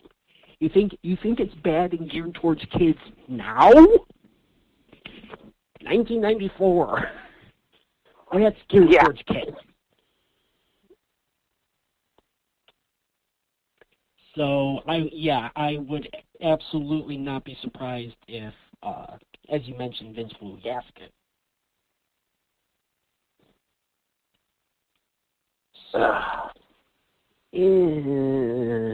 Oops. So, moving on. It is main event time, because there's only 7 matches on this card. Thank God. Oh, boy. Oh, there's one more thing we have to mention before we get to the main event. No, we'll save that for the end, because that's exactly where that crap belongs. Really? You're referring to Leslie Nielsen and George Kennedy, right? Yeah. Yeah, we'll save that for the end because it was all building up for a briefcase is closed choked. Main event time. Indeed. It is main event time. I cannot describe the immensity of which I hated those Leslie Nielsen segments. Well, you don't like Leslie Nielsen.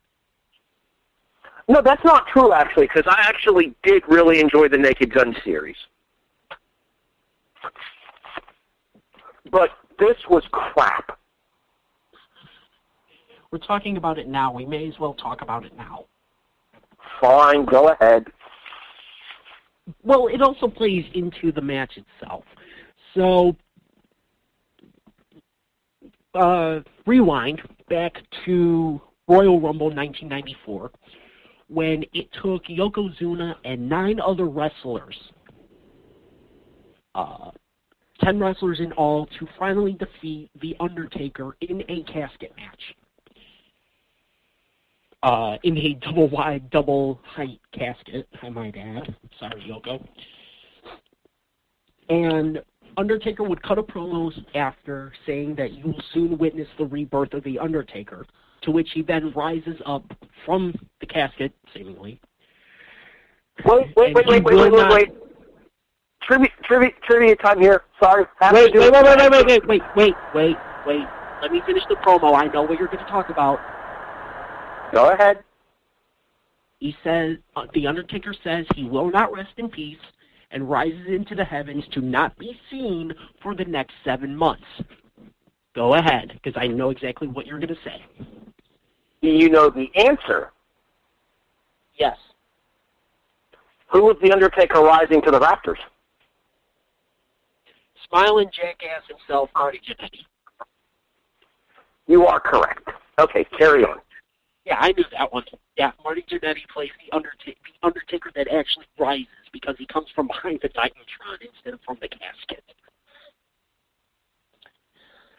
So we would not see The Undertaker for the next 7 months.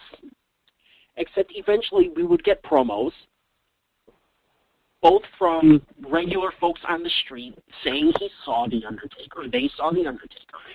And we would be treated, if you really want to call it a treat, to some terrible promos from Leslie Nielsen and later on George Kennedy, of essentially Detective Frank Drebin trying to find The Undertaker. High-class comedy this was not. Comedy this was not.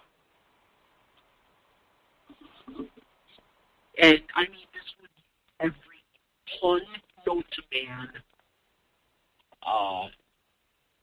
including, like, Ray Rougeau falling into a pool and Leslie Nielsen saying that he was at the pool trying to catch some rays. Yeah. And it would all lead to Ted DiBiase coming out and saying that he had contacted The Undertaker and was bringing him back. Except he would be under the power of money. I think what Ted DiBiase meant to say there was he had contacted a Undertaker, not The Undertaker. Oh, originally he said The Undertaker. No, I know. I was attempting Leslie Nelson-style humor there. Ah, okay. So,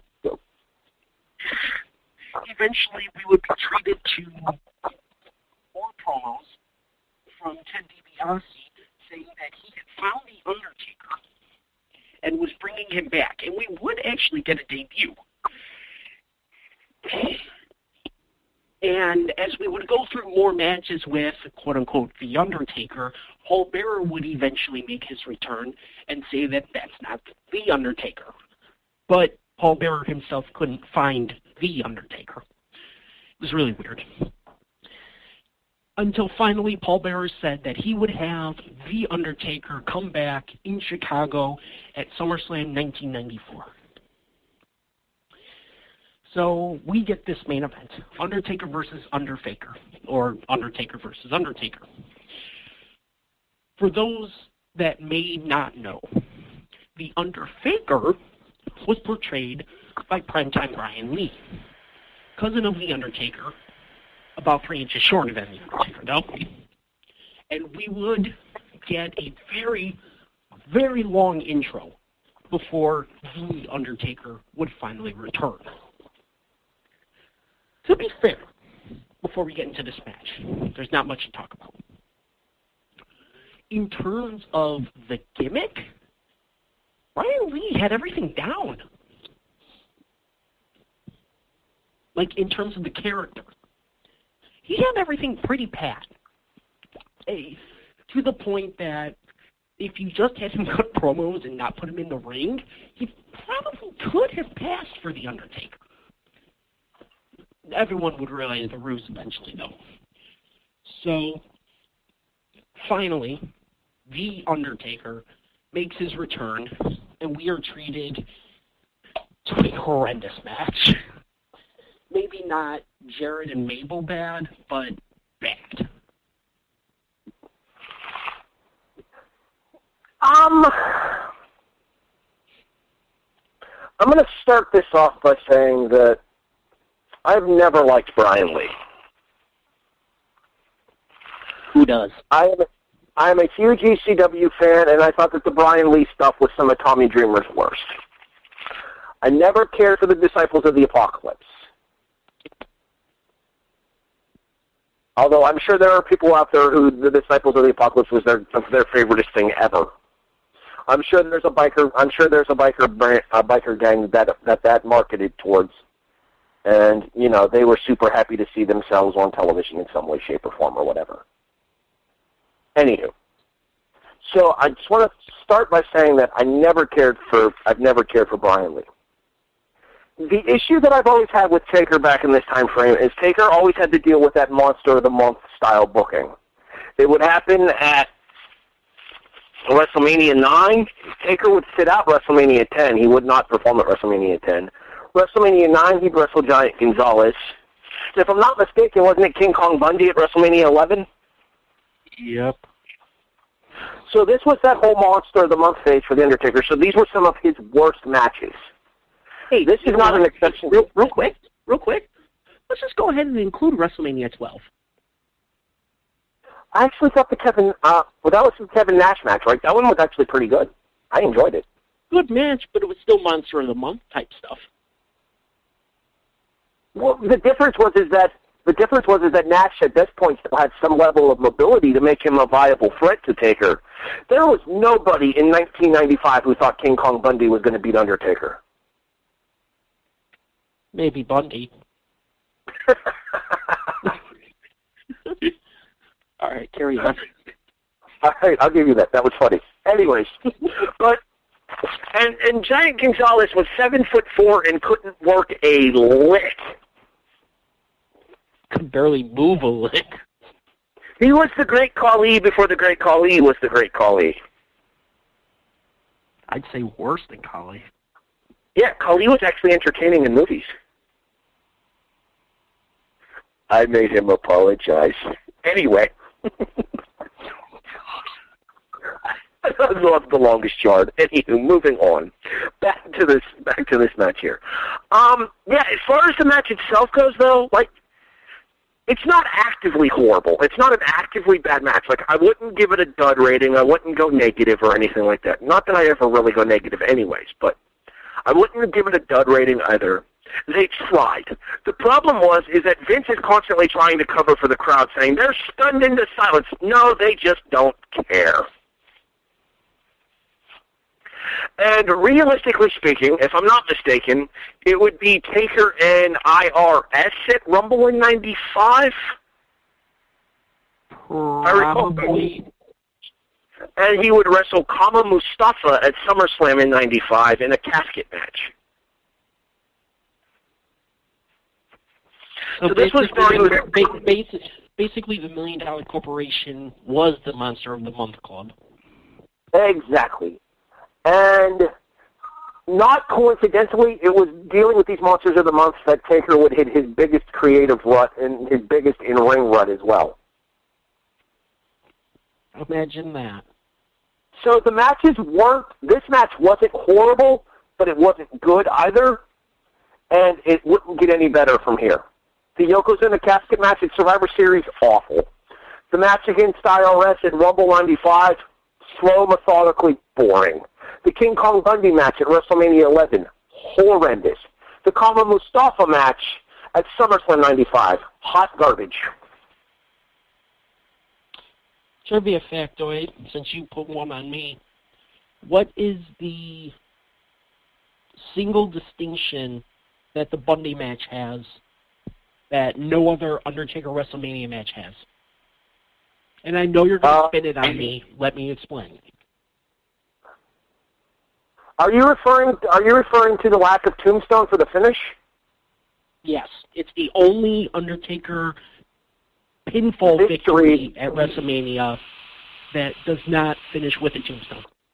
That is, yeah. Well, not true, actually, because he hit Triple H with the last ride at 17. I thought he finished with a tombstone. Pretty sure it was the last ride out of the corner. Triple H went up for the 10 punches and Taker last rided him. Because he did the same thing to Flair at 18, but Flair kicked out, and then he hit the tombstone on Flair for the finish. Yeah. Yeah, this match, to spin around a text message that you just sent me like a jerk, it's not a bad match, it's not a good match, it's a match.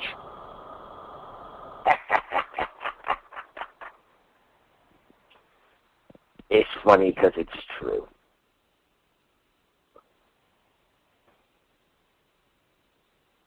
So, it just, I do believe that puts a nice tidy little bow on this show. I don't know about tidy. I don't know about bow either, but, well, you know what that means. Time for the first big finish of the year. Indeed. Mr. Garmer, sir, if you're still with us. I don't think he is. He might be. Never know. Well, if he's not, see, I told you he was. Is there any chance we could work on getting a soundbite for our big finish?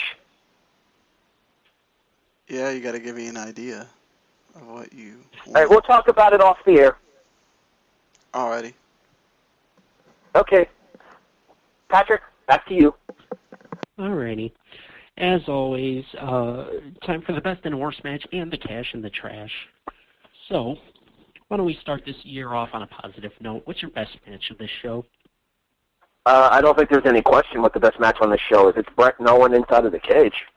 And you can be all grumposaur about it if you want to. You can claim that it was move, rest, climb, whatever. I didn't see it that way. I saw a methodical story that was told throughout the course of this match, and I saw the desperation in the attempts to stop each other from going out of the cage as well.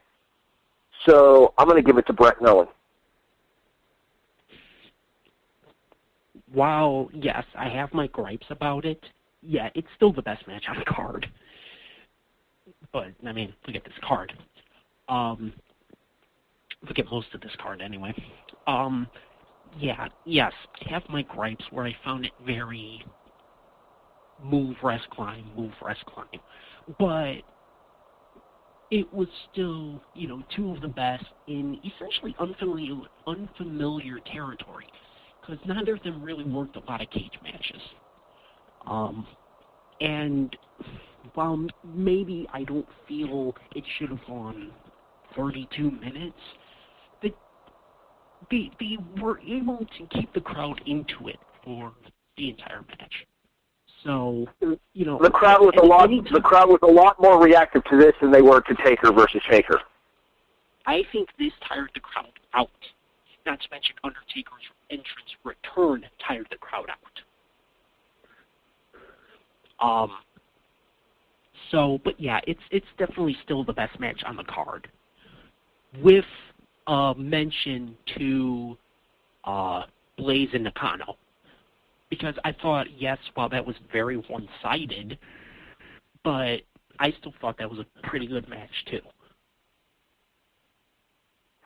Well, we've already discussed what we were planning on doing, so we might as well announce it to everybody here, because we've been talking about it for a while. We are going to bring back our star ratings. However, they are going to be exclusive content to the W2M.net website. And what website would that be? That would be www.w2mnet.com. Very good. Yay! Go me! All right, anyway. I have a hunch we're going to agree on the next one as well. Where you can listen to you guys live right now. I just thought I'd make that point. Indeed, Sean. Thank you. So, I have a hunch we're going to agree on this one as well. Harry, what's your worst match of this show?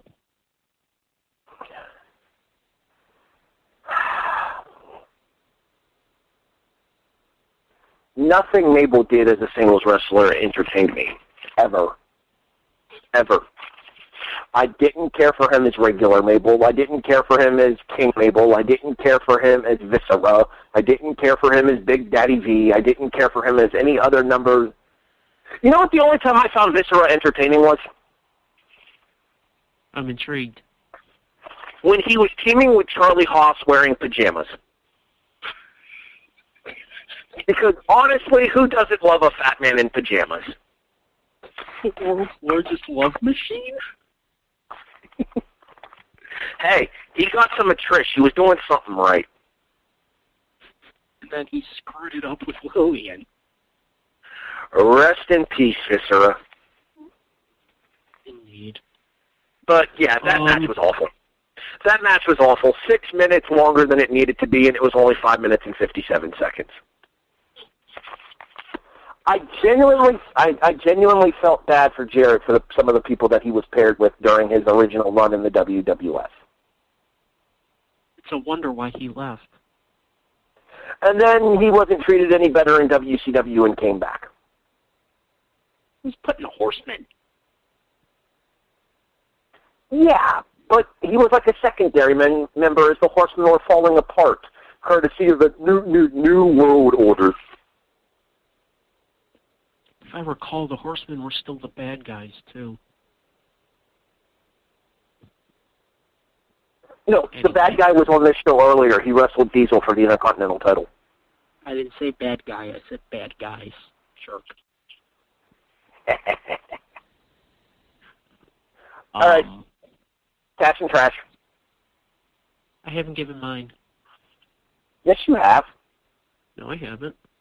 You gave okay, yours. well, I didn't give mine. I said we may agree. I didn't say we would. Because we don't. And survey we don't? We don't. Huh. Okay. I'm curious. And it's going to bring up a point that you and I talked about earlier. Well, That'll probably be the trash. Taker versus Taker.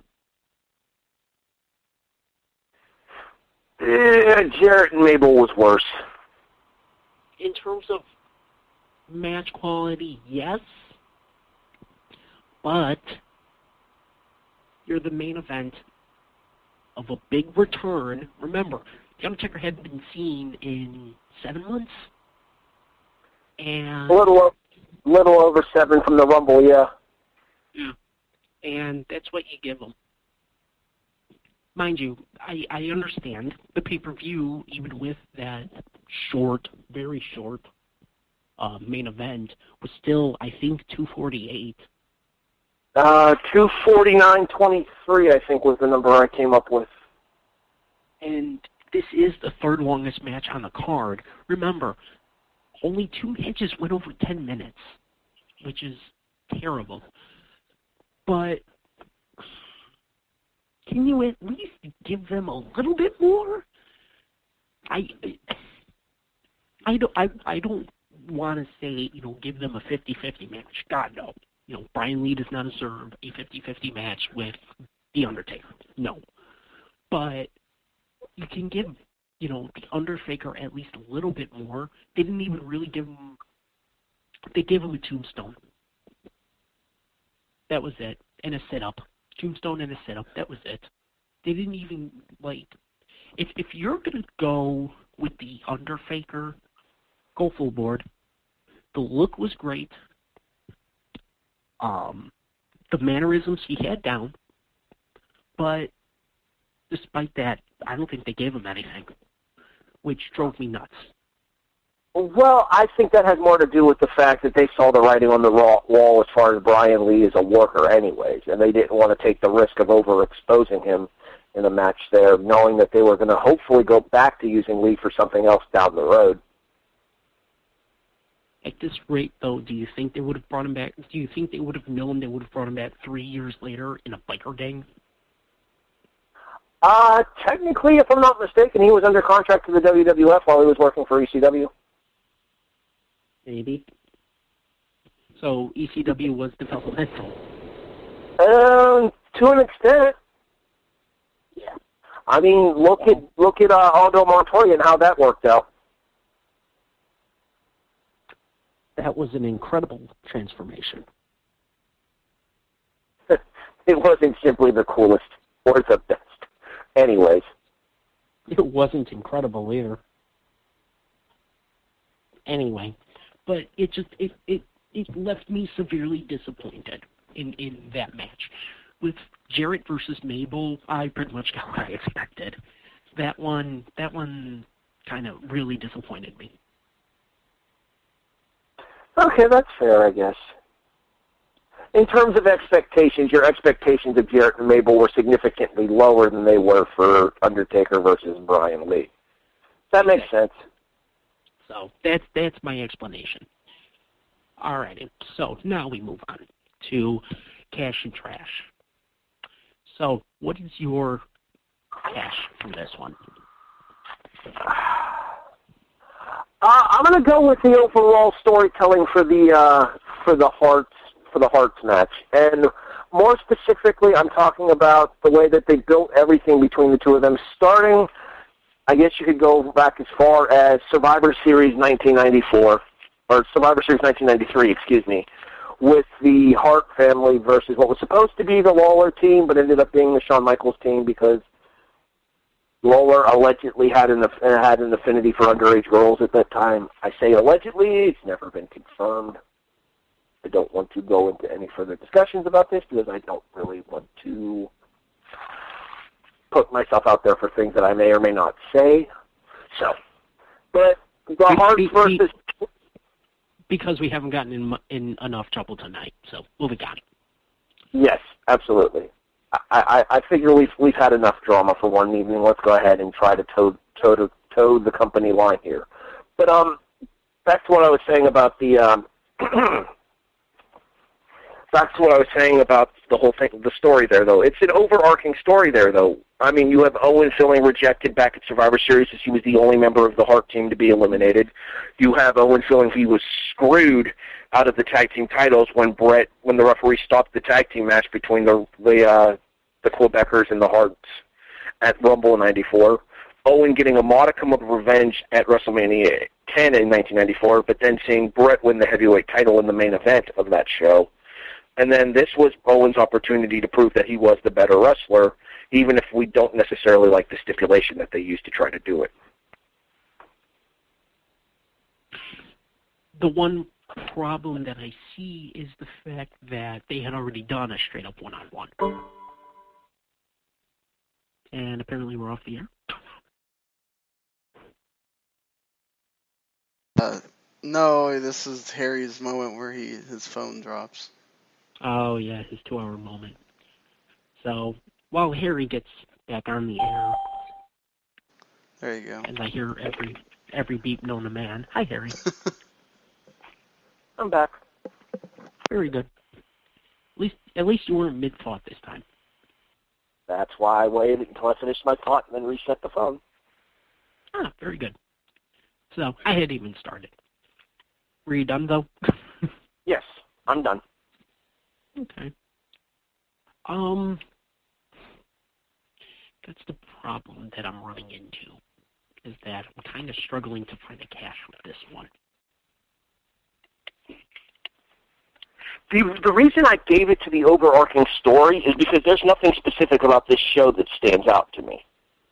And that's the problem that I'm running into. Like, the only, major positive I can find out of this show is Jerry Lawler pretty much saving Vince McMahon on commentary. Well, then there's your answer. Your cash for this show is Jerry Lawler's commentary. Yeah, and the reason for that is, surprise, surprise, Vince McMahon sounds like a complete jackass for most of the night. And it seemed almost up to Lawler, excuse me, to toss Vince softballs in order to keep Vince going on commentary. Otherwise, it was going to be a night full of what a maneuver, and I thought he had him there. And 1, 2, 3, he got him. Wait, no, he didn't. Because I swear, I think I heard that last line 5 out of 7 matches. So at this point, Vince is god-awful. He's never really been great on commentary, but he's god-awful here. So I commend Lawler for essentially saving Vince's ass on commentary for the entire night. Thank God. So. Yeah, when Jerry Lawler's the one that cares at the commentary table, you're in trouble. Yeah. So moving on to the final thing before our final grades. What is your trash for this? There's a reason I wanted to wait until last to discuss this, because I was going to bring it up here. I hated the Leslie Nielsen George Kennedy skits. They insult my intelligence as a wrestling fan. They're not funny. And if anything, it seems like almost Nielsen's mocking the entire situation.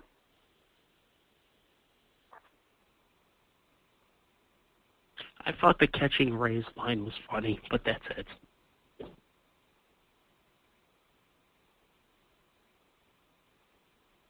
What's your trash for this show, Patrick?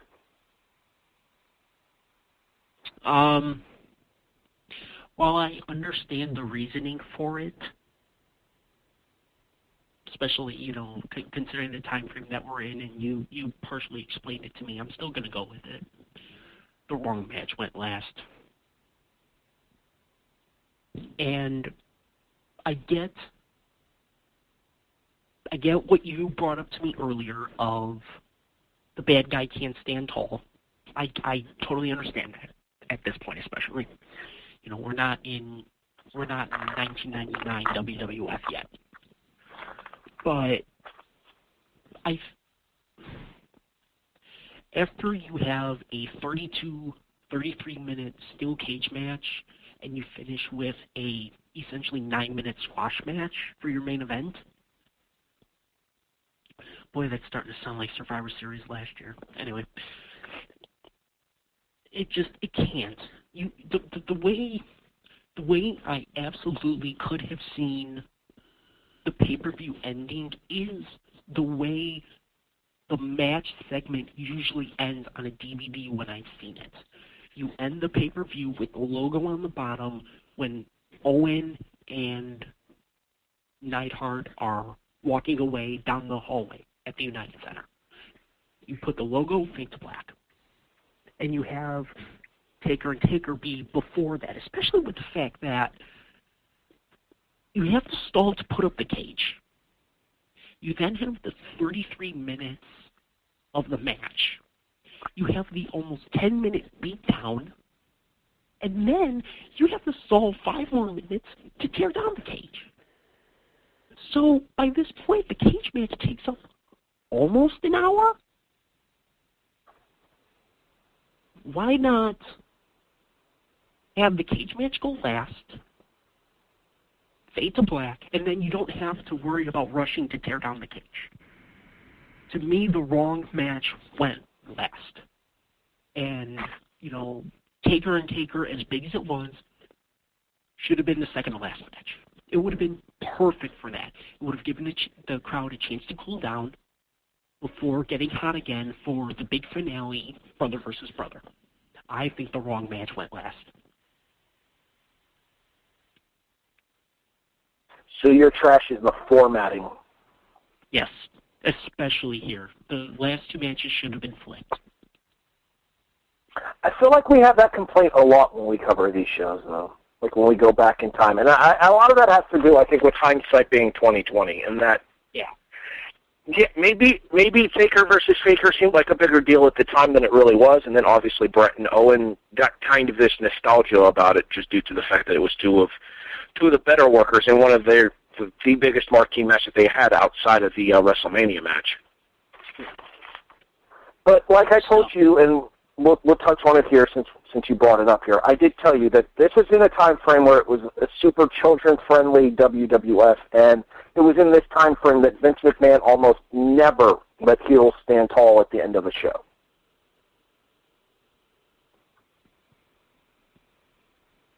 Like, it wasn't unheard of, but it was incredibly rare. The only other time that I could really think of it happening was King of the Ring 93, where Yokozuna beat Hogan for the title. That wasn't the last match either. You're right. The last match was the King of the Ring finals that Bret beat Bam Bam, right? Yep. Yeah, so even that doesn't qualify. 92 Rumble? Say what? 92 Rumble, I think, is the last time I can think of. Flair? Yeah, Flair winning. He doesn't get his moment because brother, but Flair won. And if I'm not mistaken, the last thing we see on the DVD is a promo by Flair and Bobby Heenan too. Yep, one of my favorite promos of all time. That's the last time I can think of a heel standing tall. Makes sense. So, 93 Rumble, Yoko. Did that go on last? I thought the title match went on last. Hang on. Stall.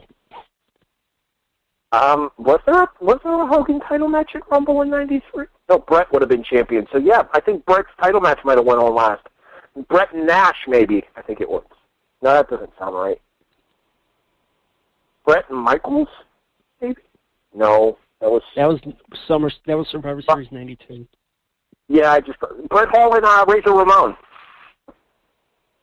Bret Hart and Razor Ramon was the title match at the Rumble in 93. Rumble was the last. I just looked it up. So, wow, Yoko did stand tall at the end of the pay-per-view. How about that? Yep. So that would have been the last time. If you recall, though, wasn't that the year that Yoko and, 94 was the year that Yoko and Bret co-won the Rumble? Well, that can't be. Bret and Lex won the Rumble. Okay. Yeah, I need to watch some of these older pay-per-views and refresh my memory, because it's been a long time since I've watched them. So, yeah, I guess it would have to be Yoko in 93, wouldn't it? Yep. So, alrighty.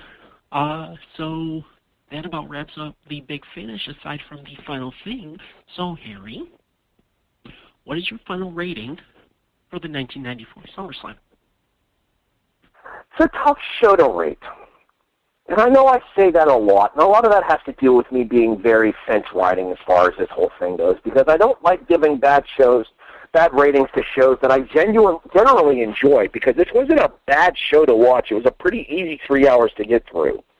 And unfortunately, you can't say that a lot of times about, well, a lot of stuff in regards to the current product, because a lot of times these pay-per-views get very difficult to sit through. I think the nostalgia factor for me going back and rewatching this after so long kind of helps it as well, but the only really good matches, in my opinion, are the Bret and Owen Cage match, which kind of overstays its welcome, but I did enjoy, and Medusa and Alundra Blaze and Bull Nakano, but how important is that match in the grand scheme of things? The standout moments for this show are obviously Taker's return and the Cage match itself. There is a lot of bad to this show, though. Jarrett and Mabel was just awful. Luger and Tatanka, other than the really good post-match beatdown, the match itself is boring. It's like 6 minutes and not a whole lot going on. The tag match is good to start the show, but completely irrelevant based on the fact that they took the tag titles off of the Head Shrinkers before the match. I enjoyed Diesel and Ramon, but your mileage may vary when it comes to that match. A lot of that has to do with the whole nostalgia and the fact that I always thought those two worked really well together. My overall rating for Rumble, wow. We were talking about Rumble right before I did this and slipped. My overall rating for SummerSlam 1994 is going to be a 5.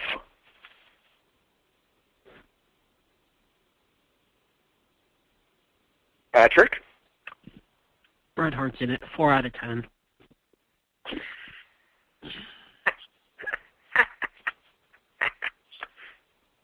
Wait, are you serious? That's your score? Well, let's talk about it for a second. No, I've been waiting all night to make that joke.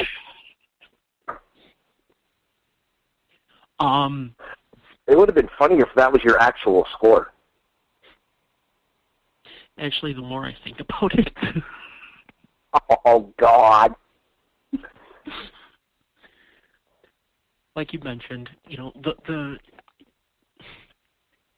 much like the last two matches, the first two matches probably should have been flipped, so you have face go over clean to kick off the show and get the crowd more into it. Although the Head Shrinkers, the crowd was behind them, which shocked the hell out of me.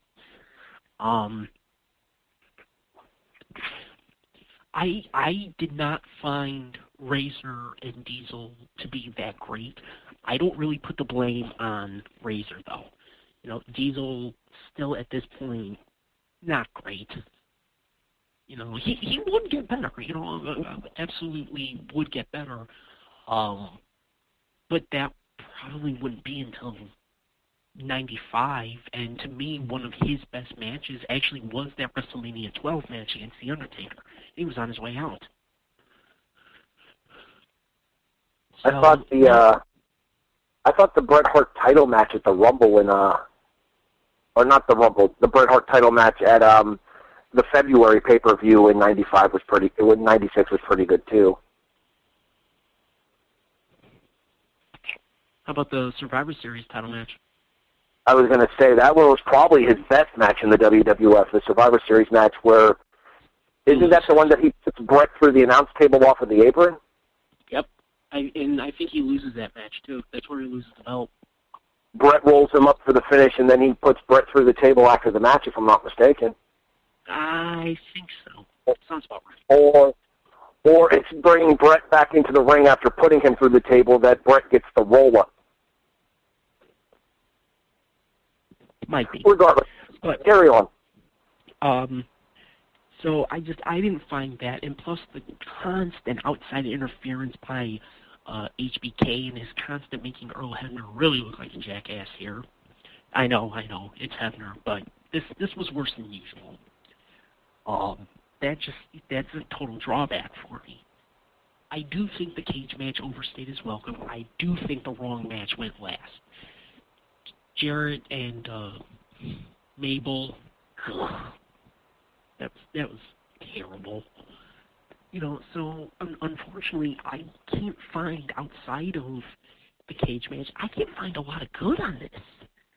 So while, yes, it started as a joke, but I'm actually going to give this a 4 out of 10. And like I said, I started that as a joke, as Bret Hart, Triple H, 4 out of 10, blah, blah, blah. But outside of that, there's not a whole hell of a lot of good for me. So, yeah, I'm actually going to go with a 4.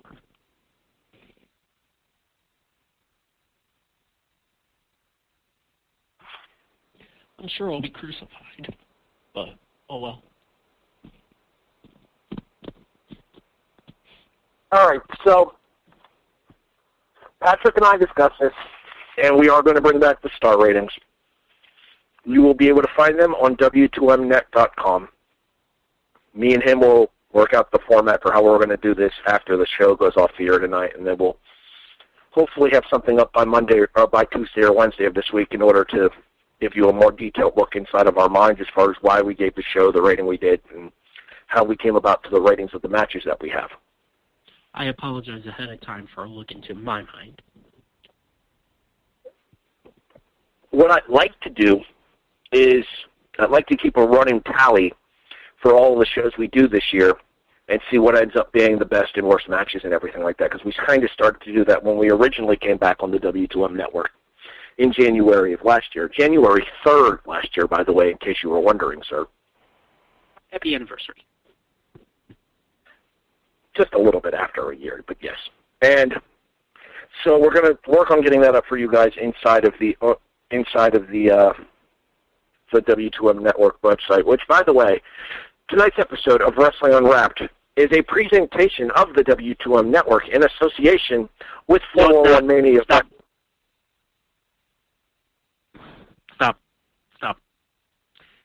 This is a presentation of the W2M Network. We're not on 401 anymore? Nope. Aww. 401 doesn't want podcasts on the wrestling thing anymore. Larry!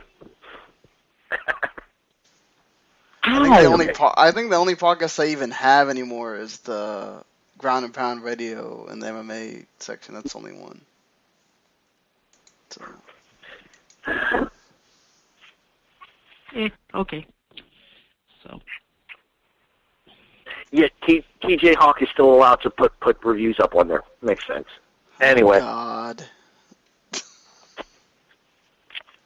No, seriously, that guy. I can't say anything about TJ Hawk. The views and opinions of Harry Broadhurst. I already got the round table taken away from me. I really don't want to just be ripped off the side, too. Can we finish? Anyways, tonight's episode of Wrestling Unwrapped was also brought to you by the Madhouse Toy Chest. Stores.ebay.com/Madhouse Toy Chest for anything you want wrestling related. DVDs, action figures, VHS tapes, magazines, pretty much anything you can think of wrestling related, as well as a bunch of other stuff too. Video games, Legos, all kinds of stuff. Regular movies and Blu-rays, all that other fun stuff. You can find all that by visiting the Madhouse Toy Chest. That is stores.ebay.com/Madhouse Toy Chest. And if you mention you heard this advertisement here on Wrestling Unwrapped, you'll receive a free gift with your purchase. Indeed. So, that brings us to next week. And I kind of forgot to send Harry a little message about what we were going to do next week. It's the one you have. It's the one you have. I screwed up and accidentally put IX instead of XI. Very good. All right. So be sure to tune in next week when, for the first time, finally, we will actually head formally into Ring of Honor. You know, that other company. Quite frankly, probably the second largest company in the country right now. Sorry, TNA. Build towards the future, you may get that back, but I'll give it to Ring of Honor now. As we take a look back,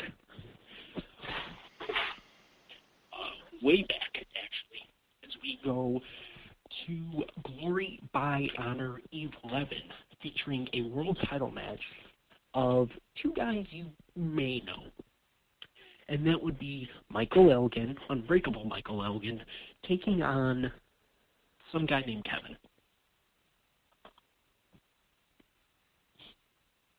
Obviously, I'm talking about the one and only ROH World Champion, Kevin Steen.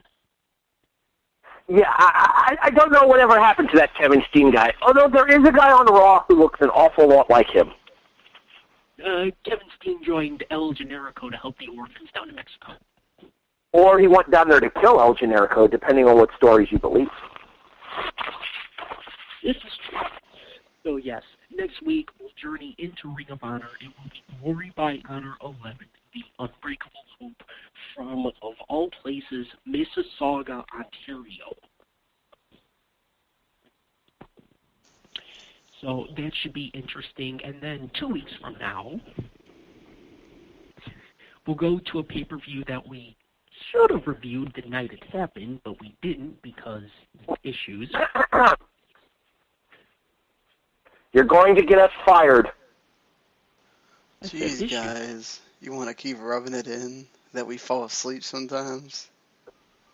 That's what I said. You're going to get us fired. You're going to get us fired. Let's just move on. It's alright. I don't care. Take shots at me. It's fine. I wasn't going to bring that up. Look, this show basically lives off you guys taking shots off each other. So if you can't take one at me, it doesn't work. Okay, that's true, actually. Yeah, that is. 2 weeks from now, in the lead up to the 30th annual Royal Rumble, we will take a look at the 29th? Yeah. Sounds about right. No, 30th. It was the 30th. The 30th annual Survivor Series from this past November. Goldberg's return after 12 years facing Brock Lesnar. That'll be 2 weeks from now. And then we'll take 2 weeks off because the 29th will be the Royal Rumble. And then, you know, there's kind of an event going on the first Sunday in February that would kind of prevent us from doing a show. Oh, yeah, that is Super Bowl Sunday, isn't it? Yeah, that is. We didn't do one last year either. Yeah, no, we're not touching Super Bowl Sunday because we know we'll get our asses handed to us. Yeah, so that's what you have to look forward to now that we finally had our season premiere. So it should be a good few weeks. Thank you very much for listening to those that are still with us even now after over 2 hours. So, until next week, for Sean Garmer and, of course, Harry Broadhurst, I'm Patrick Ketza. We'll see you next week for Glory by Honor 11. You have been listening to Wrestling Unwrapped here on the W2M Network, talking about SummerSlam 1994. We'll see you next week. The following podcast is a W2M Network original production. Visit W2Mnet.com for all of our other great podcasts, plus news, reviews, articles, and opinions from the worlds of wrestling, video games, football, and entertainment.